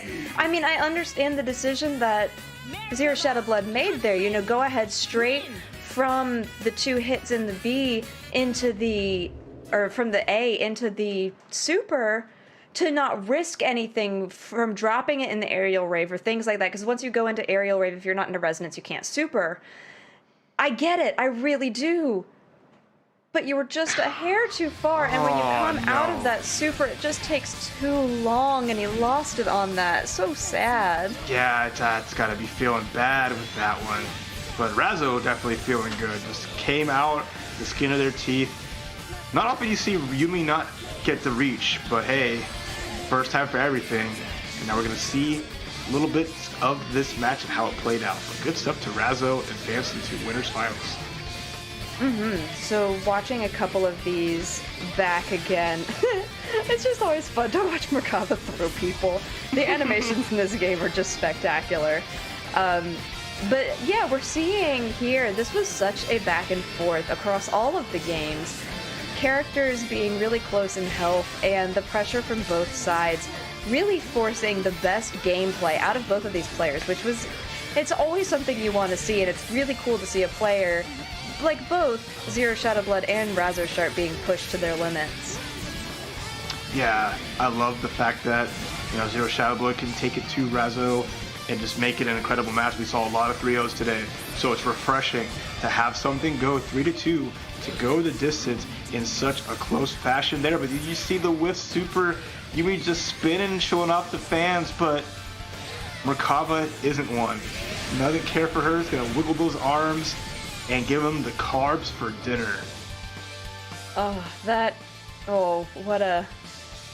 What a way to get sent to the lower bracket. Speaking of lower bracket, Chop Suey takes their set over Garfield 3-0 and is going to be facing Zero Shadowblood now. Whew, that's going to be a fun one.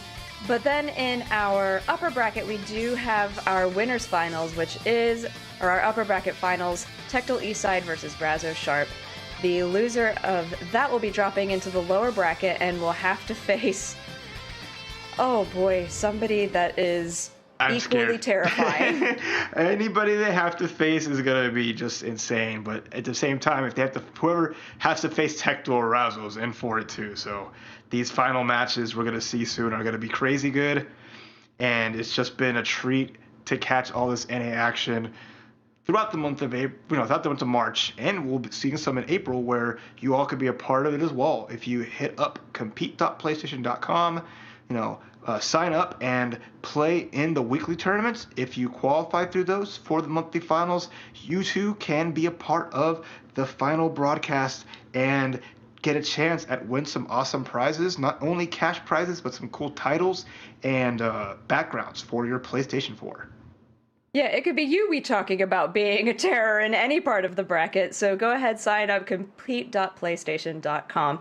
We're going to go ahead and take a quick break, but don't go anywhere. When we come back, we're going to be seeing all sorts of finals straight into the grand finals of this PS4 Open Series tournament. Stay tuned.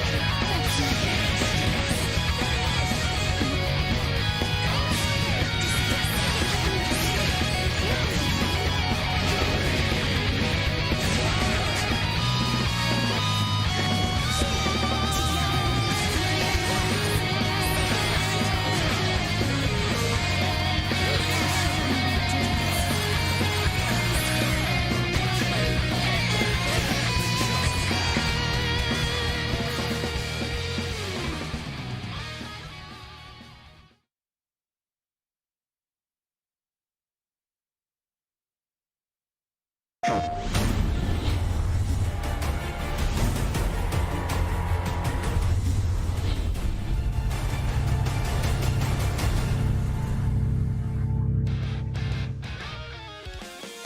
back to the PS4 Open Series BlazBlue Cross Tag Battle March Finals, and what a finals it has been so far today. I am Jadelyn, and I am joined by Rav. Rav, bring us through some of the action that we've had today so far. Where do I even start? If I go from the beginning with EU, that was nuts. But here we are in NA. We're seeing the NA bracket as 8 amazing players have whittled down to about 5 still, but Tectal going on a tear through the upper bracket, making it here to the winners finals, beating both Alex and Garfield. And then on the opposite end, Razzo taking over Malaclac, Zero Shadowblood. And now they will be facing Tectal Eastside to see who gets into that grand finals. But on the lower bracket side, as they whittle down to see who will make it into that lower semis, you already see Alex, aka Puns, whichever you prefer, awesome player, beating Master CJ to get to that point, and we await the winner of Zero Shadowblood and Chop Suey. Oh, that is a lot. And Tectal versus Razzo, something that I thought we would see. Does it make me any less excited to see it? No. This is going to be absolutely huge. Tectal and Razzo are no strangers to each other, so this is something where character choice doesn't matter? Kind of. Player knowledge matters a whole lot between these two. So let's see who you guys think are going to be the winner of this one by using your channel points to go ahead and cast your vote for that. You think Tectal was 70%? That's pretty strong. That's probably the strongest vote we've seen today. There was a 72 beforehand for Razzo, so that was definitely up you're there. right. But Tectal with a hefty one, despite Razzo's amazing showings. That just shows you that Team Tectal is in the chat and they're coming through strong. This is going to be a crazy match nonetheless. I mean, you know what to expect from Tectal. It's going to be the Ruby Yumi. But on the opposite end, Razzo's team, choices. There's plenty available for them to work with. I'm excited to see what out of their many teams they will bring here, but will it be enough to just topple Tectal's overall solid play with his great team? Right. I was just thinking in the back of my head, didn't at one point Tectal bring out a Yumi Adachi, or am I making that up? I know he has an S Ruby. That was like his original team. Right. And also had a little bit of a Labrys, but for the most part, it's mostly been just the Ruby Yumi. I've not seen the Adachi. Okay. So there are options, just not choosing to go with them for right now. And why would he? It's going really well with this Ruby Yumi. And Razzo choosing at this point to go with the Merkava Hakumen went really well in the last round that we saw just before the break. So let's see what we can bring out from this now. I think it's going to be the most explosive match we've seen so far, so don't blink because it may be over before you know it. We'll see. That is how BBTAG do. And first pressure sequence coming out of Razzo has Ruby in the corner here. All this pressure that's blocking the overhead. So many mix-ups, so much pressure going out, but the jump back B, a simple up back, and now Tectal is in the driver's seat. Yeah, oh, grabs the Ruby right out of the air. Gosh, that's just so brutal. And now Merkava into the Yumi. Now, Razzo does have the advantage of having played into a Yumi just moments ago. Is it different now? Absolutely. And now this Hakumen is just grabbing. Gets a nice reversal from the Yumi just to sort of stop the pressure. And wow, the reversal there missed the snowbirds on the assist from Yumi. So, oh, it's just so back and forth right now. It's all working out for Razzo though. Here comes the super. Doesn't have enough to get another one, but that's huge damage. One more hit on Ruby can do it. And then it's just a grab. Dived in, grab. Oh my gosh, Razzo with a huge mix, big brain mix up. And now it's all down to solo Yumi. Ooh, yeah. I mean, again, we've said it before. Very doable for Yumi as a character since she does have such a high damage output. Unfortunately gets tagged by the Hakumen and then grabbed by the Merkava, supered by the Hakumen. What a combo that was. That was cool to look at. Oh, and then the grab. The definition of teamwork. That's Razzo's squad, right? They just swap back and forth so seamlessly. Yeah. what was impressive? Impressive was snowbirds in the assist were ineffectual at all times. Anytime the Yumi assist would come out, Hakumen would get the counter, and the counter would counter the snowbirds, drag Ruby in. But then you saw even the reversal from Merkava, going up high enough in the air that snowbirds went right under it. So all of those little moments just basically robbing Tectel of any assistance that Yumi might bring. And I think that is such a good thing that's come from this team that he brought against Tectel's. I definitely agree. I mean, something that we saw in any of the matches that Yumi has been in is her power as an assist and what that can do to change the pacing of the match for their opponent. And like you just said, that wasn't really a factor. So let's see how Tectel adjusts in this match. Unfortunately, just goes for a swing, expecting Razo to come in. Razo didn't delayed that entry and is now just taking every little bit and piece that he can from this Ruby. Yeah, he took his turn. I love that in the ankle, getting some big damage. Oh my gosh, waited out the burst. I like that from Razo, but even better from Tectel for not giving that up. Oh my gosh, you cannot hard tag like that. Paid the price, now there's no gauge, and now Ruby's stuck in here. Okay, that worked out pretty good. Yeah, it really did. I was much more concerned than I feel like what I needed to be. How did that work out? Because I heard Yumi do the parry, but then Hakumen did a separate move and then nothing happened. Oh my gosh, the punish on that. The burst got hit by the Hakumen 6P. Merkava could still tech, gets the damage, takes a bite out of Crime, and continuing on this rampage. Razo, you monster, but Yumi's still alive, never mind. I like that. The same phrase. Yumi is still alive, never mind. It looks like Tectel gave that one up. I don't think he expected the combo to drop from Razo. I could be wrong, but right there I was just like, oh no, the combo drop. Here comes the combo. When Hakumen just punches her out to the sky. Never mind, we're good. Yeah, no, not today, friend, not today. Sheesh, that was definitely a much quicker game than the first, but so many different interactions in that particular match that just were baffling, and I think it caught both of them off guard as well, especially with that one the one parry setup from Yumi that just didn't end up doing anything due to whatever Hakumen did. You know, sometimes that happens just based on the interaction. So unfortunately at this point Tectel's down, so let's see what he can do to make up, if anything, to put one on the board, or if Razo's just gonna keep on riding the train to victory into grand finals.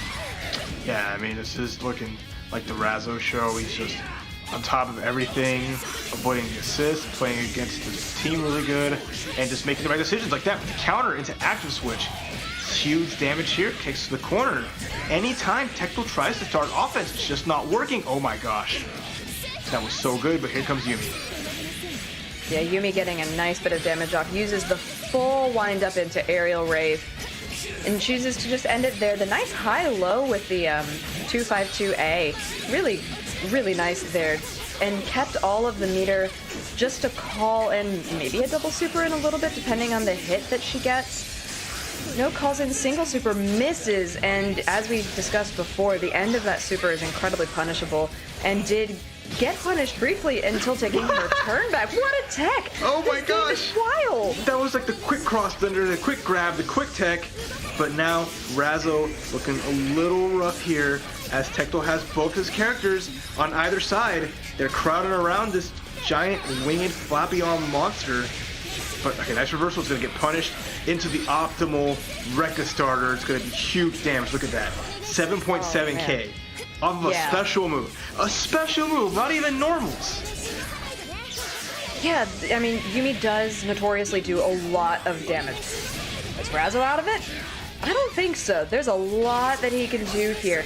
Another great tech. Man, these guys are on point with those. But Yumi does catch with the 5B, goes into full aerial rave, brings it all the way across, uses the second iteration of aerial rave just to make sure there was enough damage when she came back down, and it was.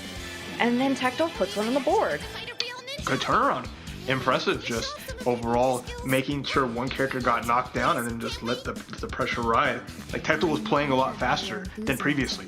Like the speed with the mix-ups and like the reactions were on another level. So it looks like maybe took a sip of coffee, slapped himself around a little bit, splashed his face with water, whatever trick he pulled out seemed to pay off for at least one game. Yeah, it really did. Slap face with water. Tectal is East Coast, correct? Mm-hmm. Yeah, they're both from the same southeast region. So oh, it's that's like, right. So it is getting a little later out here on the East Coast. It's nearing 7 p.m. So time for bed. Grab that coffee. It's time for Time for sleep. Yep. 7 p.m. Definitely. Time for everyone on the East Coast to go to bed. Hey now. Anyway, you're right. He kind of woke himself up a little bit there. Can made some really nice adjustments, and the thing that I liked is that they weren't significant. It wasn't like, oh, I'm gonna switch a character and make some massive gameplay adjustment. It was just like, hey, don't make as many mistakes and block a little bit. Okay, Yep. Cool, it worked. Can it work again? As we're going into our fourth game, Razzo sticking to the squad, and Tectal just taken to the skies. I mean, that is definitely where Tectal's team excels, and just Yumi pressuring. I do really like the Yumi into the Hakumen better. I think she's had a lot more success there. So let's see if he switches back into the Ruby. No, he just to keep Yumi on screen, and Ruby unfortunately taking a little bit of damage there. Yeah, but so is Hakumen. So it's just incremental. It's pretty even in that sense. Oh wait, the jump C, nice blocking the overhead. Was gonna get a good conversion with Merkaba, but Tectal paying attention. Has an opportunity here. Razzo is just grabbing little damage here and there, but it's not getting anything big until now. Here goes the full combo, going to the corner here, exerting that pressure. Now we're gonna get a nice setup here with both squads. Ooh, blocks the jump C, blocks the overhead, but doesn't block the low. Right into super is gonna be huge damage and potentially over with the second super. Yeah, this is a lot of damage. Unfortunately, not enough to kill. And in that tiny fraction of a second, Tectal is able to put Ruby in the background, and she's going to be able to regain some of that health. Look how fast that's going. Oh, it's coming back up real quick, but just as fast is Yumi's life disappearing. It's going to be a full combo here. Has opportunity to burst, but didn't want to do it. Would rather let Ruby get all this life back, and now baits out of 5 being doesn't get a full combo. But this is all Razzo right here. Yeah, I mean, if I'm Tectal, I'm sweating a little bit. This is a lot. That was insane. Okay, baits out something, gets a grab. At least Tectal has something. Has some life back, has a lot of meter. But can a solo Ruby bring it all the way through? I mean, honestly, I'm kind of impressed right now. That was a lot. Gets a nice high-low mix into the corner, still has a fraction of a second of resonance, and uses it to cancel into the super and takes down Hakumen. Well played. But here comes Merkaba, the one last character and really the star of the show for Razzo, but the grab connects. And there's so much far on Tectal's side. He's going to get a huge damage here, going to get a nice setup. He's going to cash out at all? No. No, I like that all of the pressure from Tectal is kind of preventing Razzo from resonancing. Not that I feel like Razzo has the need or pressure to do so, but this is actually kind of huge from Tectal. Still has to get one more mix-up. Doesn't have enough juice in the tank. It's going to be a push block into resonance possibly. Gets a hit, counter hit, not enough. Oh, okay. My God. It's coming down to this. Nice block in the low. Can Razzo do it? Gets a blast. Go in the corner. The 4A! That's it! Razzo with the anti-air. Dropping bows and sending Tectal to the lower bracket. What nerves of steel. Oh my gosh. I'm floored. I was just holding my breath going, I don't know who's gonna win. Because just the way that Tectal was bringing that back with Ruby was so spectacular. And then Razzo, just the patience, the wherewithal. Oh my God. What gameplay. Jeez. That was nuts. That was an intense set. Tectal almost tying it up 2-2, but Razzo with just the best anti-air I've ever seen. And let's get a good look at this match as our heart rates drop down a little bit and we catch our breath. Right. I mean, here we're getting to see where Razzo is really a lot more dominant in the set. You know, much healthier team as we're seeing here, and Tectel unfortunately losing characters pretty early on in this, and you know, having to fight for his life with very healthy characters against him, and just some excellent gameplay choices from Razzo. Yeah, overall just smart decision making, great defense, honestly. Like good awareness, the spacing, every little thing paid off super well. But then when Tectel started getting, you know, some advantages, you see there, just safe pressure, you know, good momentum, had a lot going for them, but just Razzo you saw there, saw the opportunity, dropped the bow into a quick combo, and that was the end. He just answered everything that Tectel threw at them. Even with Tectel getting a little momentum, manages to shut that down. And now Razzo's in the grand finals, is sitting pretty. You know, guaranteed top 2 is going to get $400 or $300, right? That's so good, right? Even at the worst, you're going to get a nice chunk of change. So I'm really proud of them for how they played. Yeah, and something to note there is that Zero did take their lower bracket set 3-2 against Chop. So in the losers, or in the lower bracket, Zero Shadowblood versus Alex. Oh boy. So we've been talking about how the lower bracket is full of killers and full of this high-octane gameplay, and now we come back to Zero Shadowblood versus Alex. Something that I'm kind of interested to see. Alex in that kanji, I don't want to call it anchor since that has a term in this game, but in the kanji mainstay, and into Zero Shadowblood Suzuno Yumi, which has been really damaging, and I feel like counters so many of the things that Alex brings to the table with their team.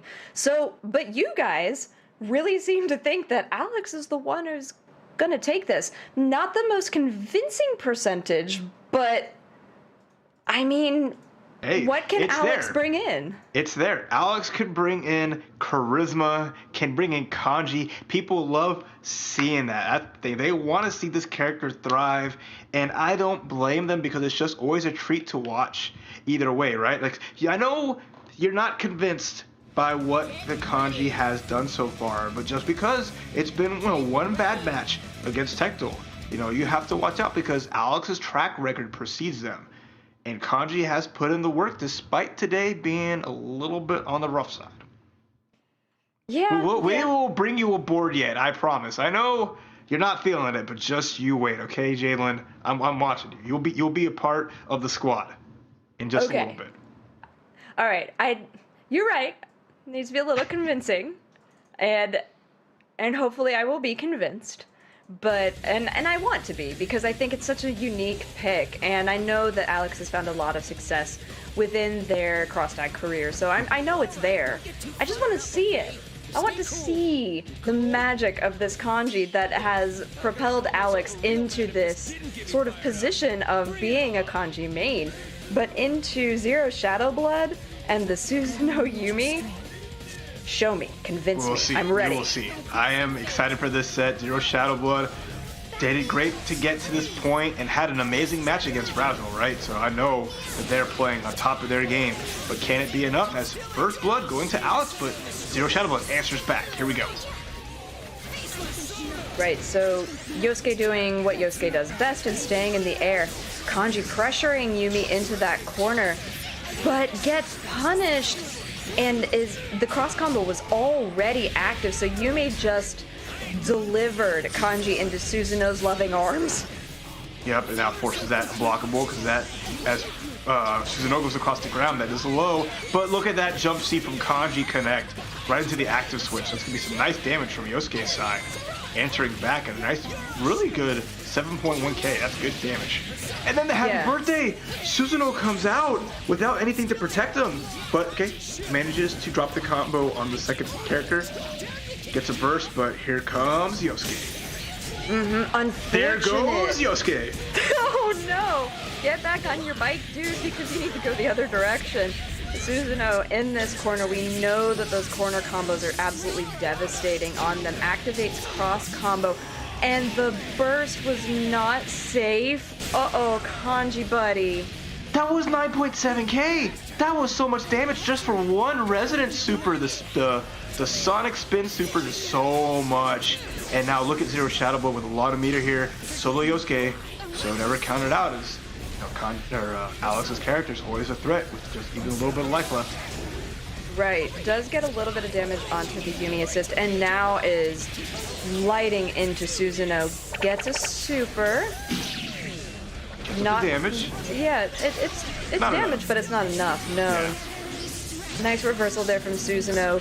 Unfortunately, dies before the cross combo activation and the character switch could go into effect. So now it's solo versus solo. It is a level 4 Resonance Yumi on the table, and just Zero Shadow Blood just avoiding damage right now. Yeah, and Alex just avoiding the floor, not wanting any of that. Let Yumi get her free bar, finds a jump in, that's huge, and then resets into the cross up, but not dead. No, because of the dropped combo. Zero Shadow Blood wakes up, hits that 5A, slaps that fan across Yosuke's face.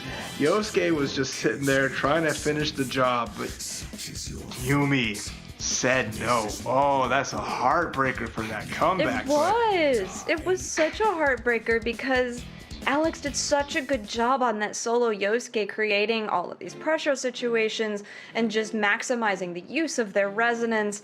And then you had this combo, it was yours, and then Yosuke just went, there it goes. And Yumi is such a fast character that she picked it up, and that was that. I give it up for Zero Shadow Blood for not letting it go, right? Recognize that I'm still in the game. Tech forward even, and it's like, wait a minute, you did not finish the job. I am not out of it. I'm gonna get that button press. I'm gonna continue on, and Zero Shadow Blood just staying solid and just never giving up. And I love that. You see some players might just have at that point put down the pad, put down the controller, and said, dang it, until the next game. But no, that was nice. That makes me happy to see. No, you never take your hand off the pad, off the stick until it says finish, because you never know what's gonna happen. And now let's find out what's gonna happen in this particular set, because I feel like Zero Shadow Blood does an incredible job when momentum is on their side, and I would be feeling a rush after the game they just won. Oh, big time. You already saw that early pressure here, but now a nice setup into the Kanji. He's gonna go to the corner here and get the knockdown. But that Susan assist, that 6P from Susan shooting the little gun. Oh, counter hit, cruel attack. Caught Zero Shadow Blood trying to get out of the corner, and then here's more mix. Gonna be a big block, and then, yep, you want some? No, she don't, but she's taking it. Yeah, this is the kind of setup that I was looking forward to seeing. So, all right, I'm being convinced. Now, Yumi doing a great job blocking a lot of this damage. Unfortunately, gets hit briefly, but Kanji not able to capitalize anything really off of that. Yosuke back in the air, doing what Yosuke does best and just being a distraction. Ooh, nice little kind of bait out from the Susanoo, but Alex didn't fall for it. Nice job. Yeah, avoided it, found like a nice super jump to get out of there. Oh, and there you see a giant jump B. But unfortunately, Kanji's jump B, like a max distance, doesn't really combo into the 5B well. So it's very hard to get those jump conversions, but this looks like it's a pretty good one. And that's going to do it. Nice combo and good awareness of it for Alex, who just needs one good hit on Yumi to take her out.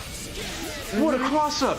Using the unblockable jumping command grab to cross up at the last second, because Zero Shadow Blood was like, I can't stand up. That's going to catch me. I'm just going to crouch down. Kanji goes on the other side.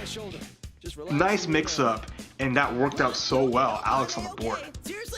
Yeah, I like that game a lot. It was what I needed to be a little bit more convinced that this was gonna work, and I liked it when Alex gets going. He really is able to pull as much damage as physically possible out of that team, and it felt really different. It was a different kind of gameplay that I've seen from Alex, especially with this particular team. When he did bring out the Naoto Shirogane, it was a little different there. There was a lot more power behind that particular team. Yep. But Alex finding a foothold and really making that work, not letting Zero Shadow Blood run away with this entire thing, which I think is great. We got a set. We have a set. We're 1-1. Again, this first to 3, so there's still a bit there, but now Alex giving confidence not just to Jadelin, but to all of their fans. But Zero Shadowblood, let's see how he answers back. Because again, Zero Shadowblood won that first game by the skin of the teeth. Like right there at the cusp. A little more convincing for Alex, but now it's Zero Shadowblood's turn to make those adjustments and give us a really good match. Yeah, I'm excited to see what adjustments that Zero Shadowblood chooses to make, because I don't think that they need to be huge. I think small adjustments are going to go a long way. Like that, starting off the whole set with a nice block, but unfortunately does eventually get opened up by Alex.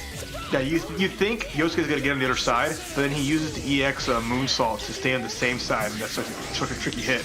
That mix-up is just super strong. Air reversal for Yumi.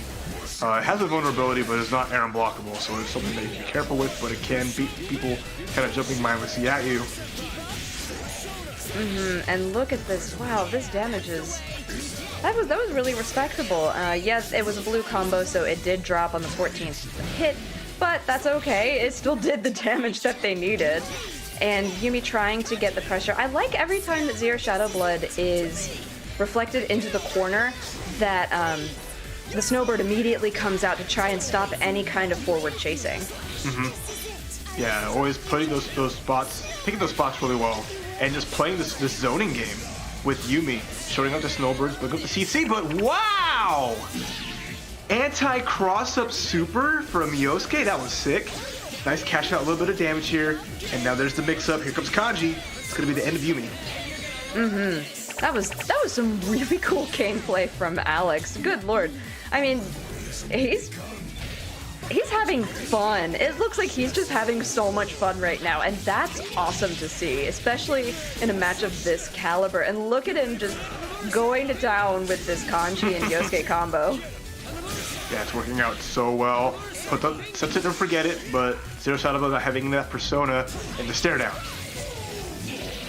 Oh, the stare down did not work in Zero Shadowblood's favor. Alex taking this game, going up 2-1 in the set, and...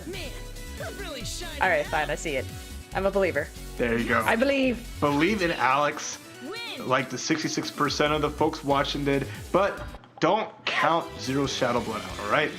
He's been playing, well throughout this, still has an opportunity as the set is only the 2-1. So there is a chance to bring that back and to do it for the West Coast. Remember, the sole West Coast representative now that Malachi has been eliminated.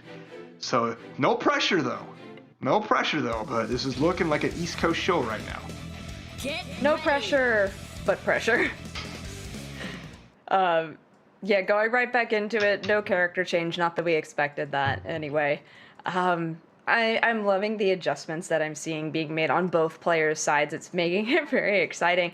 But Alex just really coming through with this clutch decision making, choosing the right times to activate cross combos, blocking these snowbirds that he's really being able to see from Yumi. Again, like I had said before, every time she's being rejected across the screen, a snowbird comes out, he blocks it, he's not getting hit by it anymore. His assists aren't getting hit by it because they hurt, and you're not losing little bits of damage here and there to those snowbirds, and really not getting as much damage in from the Susanoo either. Yeah, it all adds up. So that's just, smart play. Because the Yumi team has a little, full screen game with those snowbirds, but that's really it, right? It's not a huge threat from that full distance. So, Alex is content of just hopping around, being evasive, because with a life lead, what are they going to do? It's going to still be difficult to chase down the Yosuke, who has that, advantage.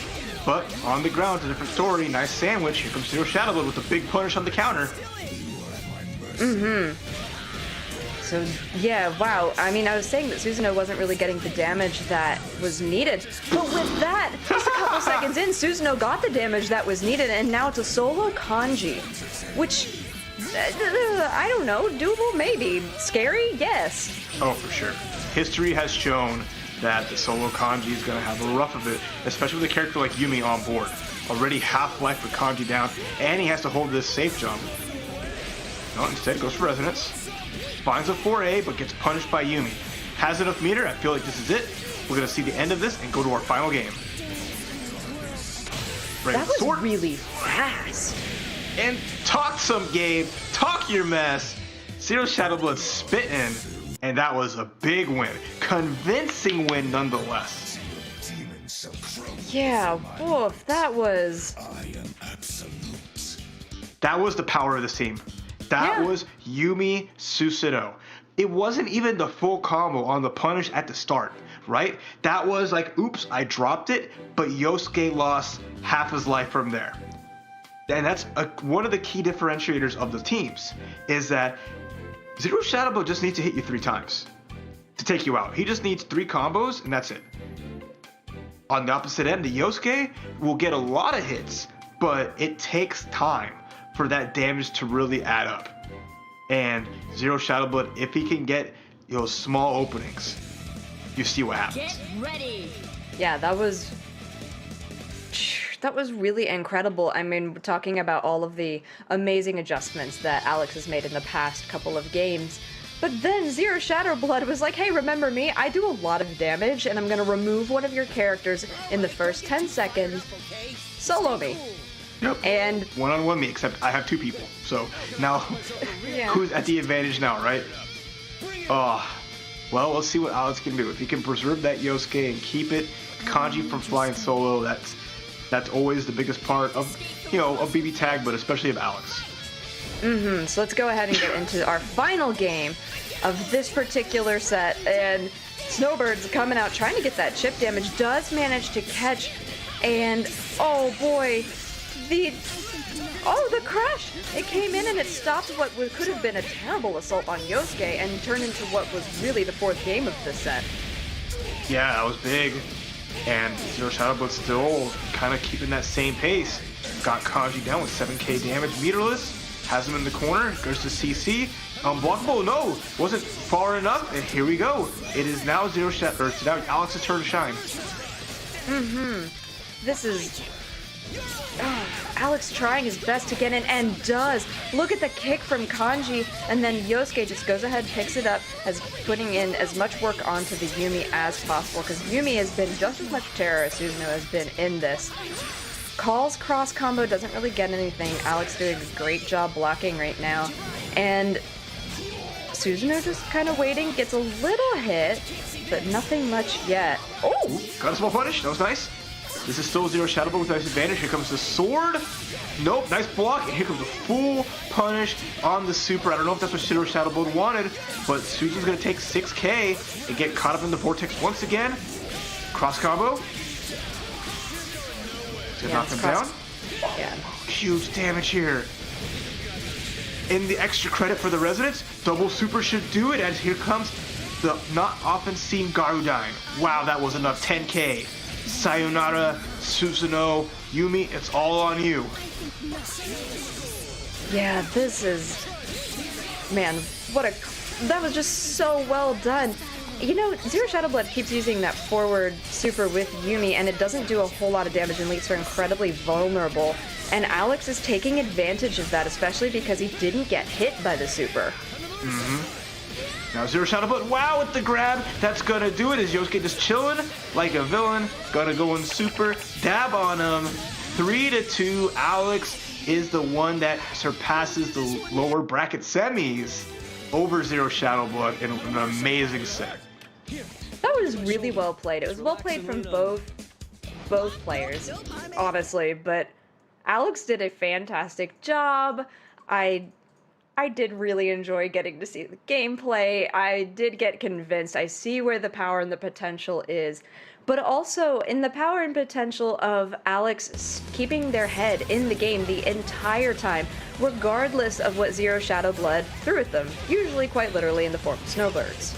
Yep, but not enough snowbirds in the air to take down Alex, but still Zero Shadowblood with, clutch decisions there, getting a big win that first game to start everything off. But, Alex managing to answer back, and it's just huge back and forth between both these players with basically a ninja character and then a big body. Yeah, and I love getting to see this again with the Yosuke just taking the Yumi out, which was such a huge part of Zero Shadowblood's team. And then solo Susanoo, although scary, just doesn't carry the same kind of weight as another solo character would, like a solo Yumi, for example. And then you see Zero Shadow Blood in this particular game coming back, just, you know, had places to be, people to see, and it's not you. Not at all. Wanted Alex out of there by any means necessary, but that fast round only meant so much as like Alex finding it in the final game, even landing that command grab, caught Zero Shadow Blood just blocking it out, and you know, with a nice super and just a little low life on both his characters, but still makes it through. So now Alex is gonna have to face Tectal in the run back here in the lower bracket finals. Winner of this set will face Razzo, but this is gonna be a tough one for Alex. Yeah, it is. Tectal we saw and we have seen and is an absolute monster. And I don't think that Tectal's gonna be surprised by anything that Alex can bring to the table. These players have all fought each other so much over the course of this game's life. And coming into this, I think both of them should be really confident, but they also need to be really cautious, because if you give either one an inch, they're going to take a mile, which could potentially completely change the tide of the game. I think the question to ask for right now, we see Alex is favored. Despite Tectal winning the first set, Alex is favored. But my big question is, does Alex start the Kanji Naoto team? That was the team that got him the one win against Tectal in the upper bracket. So that might be the adjustment we see. I don't know if he's going to run the Yosuke team. Possibly, that's the option there. But running a full set with Naoto and Kanji might be the way, and I'm excited to see if that plays out that way. Although I feel like Tectal will be ready, because we've seen that Tectal has a good feel for the Kanji matchup and has been playing it extremely well, despite whoever Kanji is bringing on as his posse. Yeah, I definitely agree with that. Would I like to see the Kanji Naoto F start? Yeah, because I thought it was really strong. And didn't end up working out in the long run, and the Yosuke Kanji has played really well in the past couple of games. So I don't know if there's a wrong answer, really, at this point. Either or could be potential, right? But you gotta think about the player matchup. You know, what works best? That's an important part, especially when you have multiple teams and you're going into a tournament with, you know, this is a $100 money match. There is $100 on the line, potentially more if you win this. So you really can't, you know, take too big a risk, and you have to go with the safer bet that will work in the end, right? So. Right, definitely. Now, with that in mind, I mean, you kind of know what you're facing at this point. Yeah, the Ruby Yumi. What? Yes! Oh my god! Kanji Neapolitan. You thought I thought we were gonna stay tried and true, but out of the pocket Neapolitan. Blondes on parade. Look at this. Were you expecting this? No, you weren't. Were I expecting this? No, I wasn't. Was chat ready for this? Heck no. What? Welcome to Alex. Welcome to Alex's world. Yeah, this is, I mean, Neo, notorious for her incredible mix-up potential and very low damage, but I can see how it works, and with Alex, shoot, let's go. I'm excited. I am blown away. I'm also slightly confused, but you know what? Show it to me. You made me a believer in the last game. Do it again, and do it with style. All right, has a big lead. Unfortunately, got grabbed there, so now Tectal will turn this around a little bit, but you know, Neo has, like, you know, high mobility. She might not have a lot of high damage. Her conversions might be a little bit rough, but she's still super quick. Like, I would say, like, as quick as Yosuke. And offers a perspective. Look at that mix-up. Kanji was on the left side. When did he get there? How did he get there? I don't even know.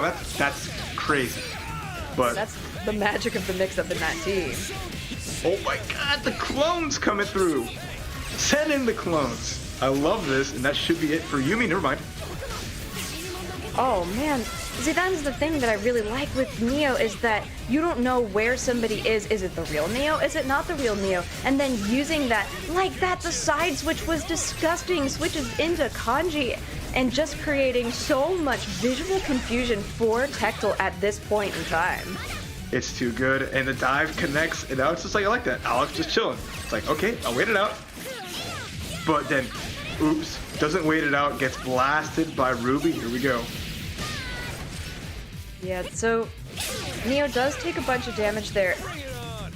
And then Alex, I think, was really comfortable with sacrificing Kanji into that damage because he's so much healthier. Does switch the Neo out so she's able to regain some of that red life there. And this is Alex's game to lose, but he has to be very careful here because if he does make a mistake, we've seen Tectel come back from this. Nice moves, though. Really well done, Alex. Recognizing Tectel was committed to blocking through the whole sequence. It was basically the Garshin that would never end. But then the command grab comes out. Tectel just kind of deer in the headlights, sat there, got snatched up, and the first game going to Alex. This is still just a first to 3. The only time there'll be an extended set is possibly in grand finals. So this is, you know, for most of the marbles, for a good chunk of the marbles. Not all of them, but a lot of them. One decent portion of marbles. Yes. So this Neo pick, I mean, we got to say some things about it during the match, but does a really good job just creating visual confusion. Because, you know, I mean, most of the people here are familiar with her. She sends out clones. She can trade places with clones depending on the moveset that she decides to put out. But I loved how often Tectel found themselves in a sandwich situation because of the way Alex so skillfully placed Neo on the screen, called Kanji in, cross combo, you know, active switch during the cross combo. It was really well played. Can he continue it? I hope so. Will he? We'll find out. Yeah, that's the real question. We'll see. But that's just so much fun. Maximizing, making like Neo look better than she is. Like this, she's not. If the damage were higher, it might be better. That's always like the biggest thing, right? She can find some hits. She has some stuff that's wrong with her, but like you have to watch out because it's working so well. Those assists are surprisingly being super effective here. I mean, look at the effectiveness right now. Ruby's half health and won't regain any more than maybe 60% total. And now you have to deal with this Kanji damage, which you smooshed onto the floor. You're in the corner now, which is a place where most of the characters in this game are going to excel. But the damage onto Yumi is equal, if not more, than what was done to Ruby in the first few seconds. Oh my god, that worked! Did you see that bait on the burst? That was incredible! Active switched it to Kanji, did the raw super, gonna push block, get the punish, there it is! Goodbye, Ruby! Optimal punish! Oh, Alex, you monster! So more prepared for Tectel than anyone ever expected. This is a huge turnaround than their match in the upper bracket. This, I mean, I definitely didn't expect it, and Alex is playing out of their mind. It's like they were conserving their energy for this moment. It's insane. It's a lot of damage coming from the Kanji that Neo assist doing pretty well and getting a lot, working a lot with it. It's now point Neo. Found a combo off that. I am severely impressed. There's some meter here. Gonna go for a setup instead. Command grab from that range. GG's. Alex is up 2-0 now. Wait, never mind. I lied. No, I lied. Eventually, maybe. Still fly with pixels. You have Yumi surviving just barely. Oh god, she has this tiniest sliver of health, and Tectel is making it work. Neo coming through. Yeah, I love that. Oh, the reversal. Neo gets the hit. It's so scary. Neo's assist just going under the snowbirds. So like Tectel has to block, or just that Neo assist would do it. But oh, that reversal exploded, and Alex was so ready for it. Yeah, Alex was ready for it. Alright, I didn't know what I was expecting. I was mentally preparing for Naruto S and then maybe a switch into Yosuke. This Neo pick is paying dividends. Alex is up 2-0 in this set. You know, the loser of this is out. That's it. They're out. They're out with $200. But they're out. They are still, at least they get something, but you want more. Give me more. But who will get more? Alex is looking like they're on their road there. It's scary because now it's like, if something goes wrong, he has 2 picks he can make of other characters. Whereas, as expected, Tecto's locked into this. He's never going to switch, but this works in Alex's favor 100%. In the sandwich he is, and a tasty sandwich it was, but not effectual yet. No, definitely not. Cross combo activated for Alex. Catches the Ruby, doing some nice damage here. Needs a little bit more to try and just be painful, I guess, because really, without some assist calls, Kanji's damage tickles a little bit. But now, cross combo for Tectal and active switch into the Yumi. Ooh, I feel like that could have been a whole lot more than what it was. That was super nice, though. Reading out the Snowbird and punishing it. So that's that. Neo having that ability punishes the reversal, even though it caught Yumi, and that should be Kanji going down. Wow, 7.2k for free. Yeah, now, Neo's comeback potential as a solo in this kind of situation is rough. It really is. I've seen it done, but the amount of work that you have to put in to tear through two characters of a caliber like Ruby and Yumi is just so difficult. Nice tech, good response. Did it! The command grab super. That's it. Holding on to it. That was going to be a deciding thing of solo Neo. Oh, and it gets the cross up. Are you kidding me? That was nice. Baits the that throw. That was so nice. What a good position for Alex to be in now. Takes out one character with that great setup from the command grab super. Ruby stuck in the corner. Building up bar. Level 4 resonance. Can we get to 9 meters here? No, okay, the loops don't work quite enough. A lot of damage. But now, Astral on deck for Alex. Not going to get it. Okay, oh, he was fishing for it, though. He really was. Oh, that connects. Is this enough? There's a lot of meter here. EX doesn't connect. Yeah, Tectal needs a miracle here. Can he find the answer to Neapolitan in this Ruby character matchup? Oh, that's it! Oh! What a hit! Wow, Alex making Neo look so good and uses her for a solo character comeback to take the set. Well done. That was incredible. And it's just like, it reaffirms that this Neo pick wasn't just like a gotcha. It was, this is real. My Neo is kind of nice. My Neo is really kind of nice. Like Neo versus Ruby, matchup wise in BBTAG, I would say Ruby for free. But Neo and Alex had another thing for us there and proved me wrong.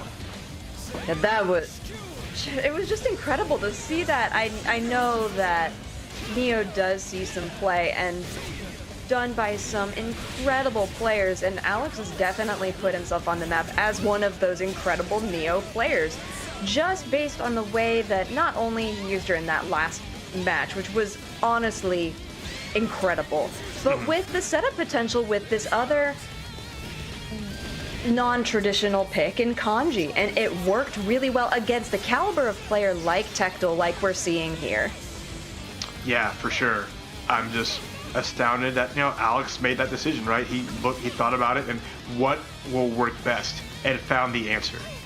This team just really sealed the deal on that, and I can't do anything but give applause to Alex, but also to Tectal getting third place today, having a strong showing. Unfortunately, couldn't keep it up after making it to the upper bracket finals, but still showed their power, and I look forward to seeing what more they do and what more they bring in the following month of April. Yeah, I think it's going to be... I think people need to be prepared for them, for sure. You've always got to be prepared for Tectal. But now you can see that the bracket is filled. All we need to do is finish out who is the winner of this PS4 Open Series March Finals. Will it be Razzo or will it be Alex? Let's take a look one more time of the difference between these two players. So tail of the tape shows Razzo's been grinding his butt off with an 86% win rate over 59 matches, whereas you see Alex with over 20 less matches, but it was still a respectable 77%, right? Same amount of losses. It's just, more wins on the side of Razzo. And, has already made more wins because Alex caught up because he had a longer trek through that loser's bracket. So he caught up a little bit from that. But at the very least, Razo has the armor of the upper bracket around him. He is shielded by the fact that it will take Alex 3 games, if he can win them, before Razo does, for Razo to go down to the lower bracket where they will meet eye to eye. So that is the thing that Razo needs, and Razo looks like he won that poll. Yeah, that's interesting to see, especially with Alex being on the tear that they've been on in the previous 2 games. Something that we talked about during the European finals earlier today, and would like to bring that up again now. Razo, yes, great player, great job. Alex has been playing out of his mind and been playing the past 2 games. Like, they're warm, they're ready to go, they've got decisions made, but mental fatigue also comes in as a factor. So going to stick with the Kanji Neo and Razo going with the Hakumen Merkava, that both these teams did really well by them. So let's go ahead and get into our grand finals, Alex versus Razo. Let's go. Only one of these 2 can be the champion here for the PS4 Open Series, and I'm excited to find out because it's just like super unique. There's not going to be like matching characters at all. Both unique squads, both have the ability to just pick different teams as well. So it's going to be crazy, but let's go.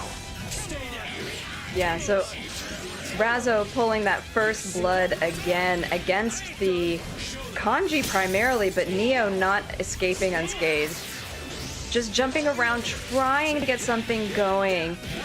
Does get some damage in and a cross combo and switches in Neo so that Kanji can get some health back, come in at a little bit of better position.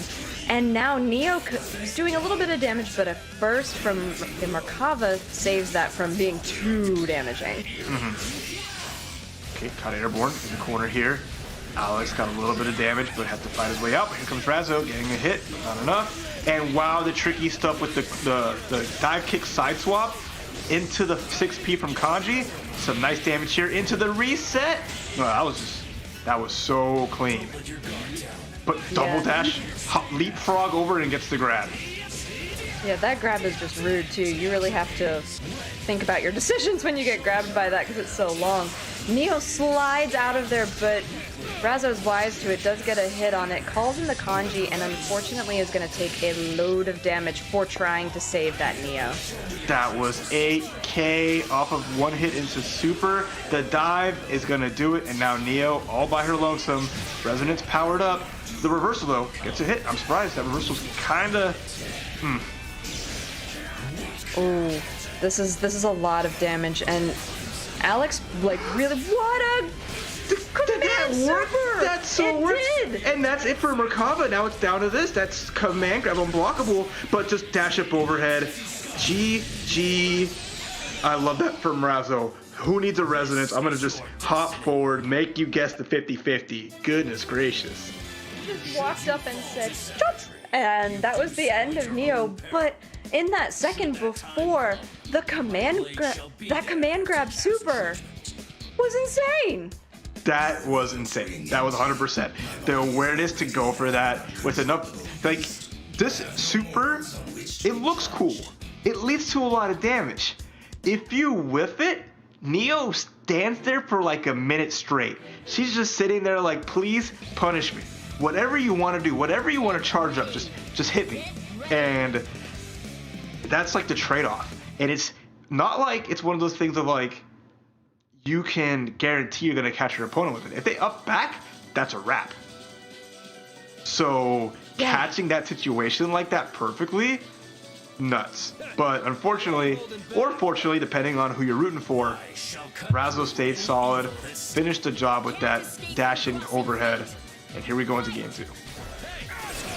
Yeah, man, the decision making on both players' part was so good, and I feel like the momentum is swinging in both directions, and in just one game, just keep doing it. Just keep doing the reversal. See if you can grab somebody. Unfortunately, it doesn't work. And now Alex is Neo taking a ton of damage in the corner from the Merkava, and we've seen this from Razo before. We know he has these, and we know it's going to do a lot of damage. Nice call on the Kanji, though. Saves Neo from a kind of deadly fate there. Oh, no punish. But that was a nice anti-air there from Razzo and the Merkava. Reversals to get punished. Thought there'd be something coming out, but nice bait. Razzo on top of it. Yeah, just keeping it up in the corner, doing a great job here.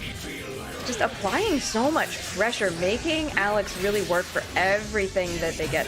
Cross combo from Alex, switches to Neo, unfortunately loses the kanji and gets caught in Merkava's mix, and Neo's taking a lot of damage here before they could even resonance. Yeah, that worked out so well for Razzo. Gets the stage jump. Here comes solo Neo, but what a call out. It's gonna go down like this, and Razzo's up 2-0. That was so cool. I love that bait of just dashing in with Hakumen. Every time he's up close with Hakumen, it's been a different option. I've seen the overhead, I've seen the grab, I saw just a close, like a stand A come through, and there, with the little hop kick, just to kick Neo in the face, dude, Razzo is cycling through everything, but always choosing the right option. Yeah, for sure. I like that. Cycling through, but choosing the right option. Now, the question is, does Alex ride or die on the Neo or go ahead and change? They're thinking. Possibly. It's something that to consider. The Neo, slightly effectual, but not enough to go past. I mean, these two characters, Hakumen and Merkava, I mean, their range is like 3 times that of both these characters. So that's a big part of it. But either way, looks like this is the ride or die. Yeah, I mean, I think if I'm Alex, this is working. It's working well. And then, you know, previously, other teams haven't worked as well. So the risk that you run switching the team and then potentially losing on that switch, it doesn't feel great. So sticking with the Neo, I think, is a solid choice. Let's find out what happens in what could be the last game of Grand Finals. Oh, what happens is the worst case scenario. Hakumen assist being a combo breaker, and then the burst getting punished. No way out here as Neo is just getting torn apart.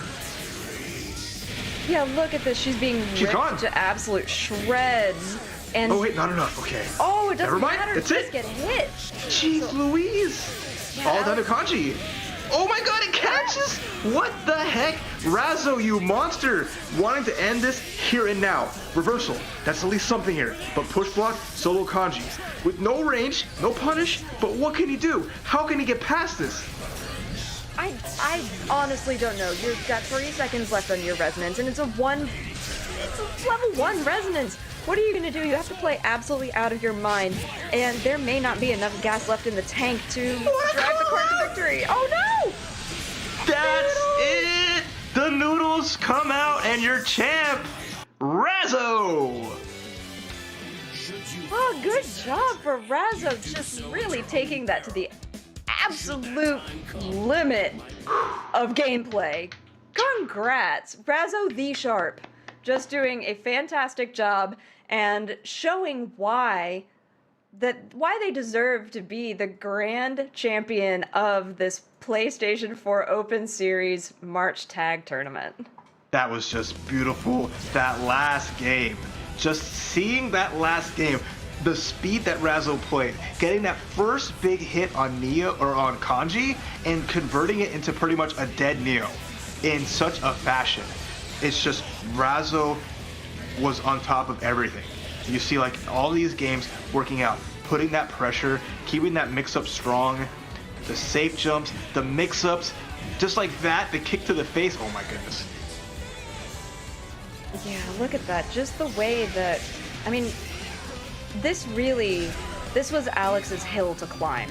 And Razzo was just standing at the top, repeatedly throwing rocks at Alex, just going, nope, my hill, you can't be here. And ending it with a Merkava Super, just like that. And with that, Razzo's going to be taking first place with that sweet $400 grand prize, followed in second by Alex, and then Tectal Eastside and Zero Shadow Blood. A super solid top 4 to end the tournament here. It was just a lot of fun, but just like no one was touching Razzo. Razzo was, you know, look at their path here, right? The closest was Zero Shadowblood, breaking that 3-2, but initially, Razo against Malaclack, 3-0. Razo against Zero Shadowblood, 3-2. Tectal Eastside versus Razo. Razo wins 3-1, and then a 3-0 in grand finals. Razo, you are ridiculous. Yeah. Places to be, people to see, BBTAG competitions to win. So, join the fight, compete.playstation.com. So here's some of the things that you can see coming up, not just for TAG, but also for MK11, for Uniclear, and for Soul Calibur 6. I mean, there's a lot of things being offered out here. You don't play TAG? Cool! Join one of these other games. You do play TAG and these other games? Cool! Come play! Have some fun, compete in the weekly events, and just have a good time. That's always the fun part, and I hope to see you all, in next month's finals. I want to see some awesome players come through. It's just an incredible experience, not just for us, but for the players too, and all the people who are watching. And of course, to Jadelyn, who joined us this month and hopefully had a good time. What are your overall thoughts now that we're wrapping up? This is a blast, honestly. It's fun to be able to not only see the familiar faces in North America that I've come to know and I've come to work with throughout multiple tournaments, but also get to see the unreal talent that is the European region. Again, if you missed those European finals, please go back and check them out, because there was some insane gameplay throughout that entire tournament series. And I just think that the face of BBTAG and the way that we're progressing as far as character development and everything that these players are doing is just showcased to the highest level during this tournament. So shout outs to the PS4 Open Series for giving us a platform to do that, and for having both me and Raph here to bring all of this high quality gameplay to you. I know, right? It's just, the time just flies, and it's always good to see BBTAG get some shine. Without offline, events like this really give the platform, like you were mentioning, give us the opportunity to really show you what the BBTAG community is up to and how things are going. So, it's just something that can't take for granted and just make the most out of. So it's just been a lot of fun. And, here's to many more. April's right around the corner. We have some more weeks to do it. And to think how things will play out, I'm excited to see. It's just, it's just a blast. BBTAG is so much fun. I hope you all keep enjoying it and keep playing, because there's still plenty to do. So thank you all for joining us today for the PS4 Open Series BBTAG Monthly Finals. We're going to go ahead and close it up here, but we'll see you next time on the Monthly Finals in April. You guys have a great night. Take care. Bye-bye. Peace out.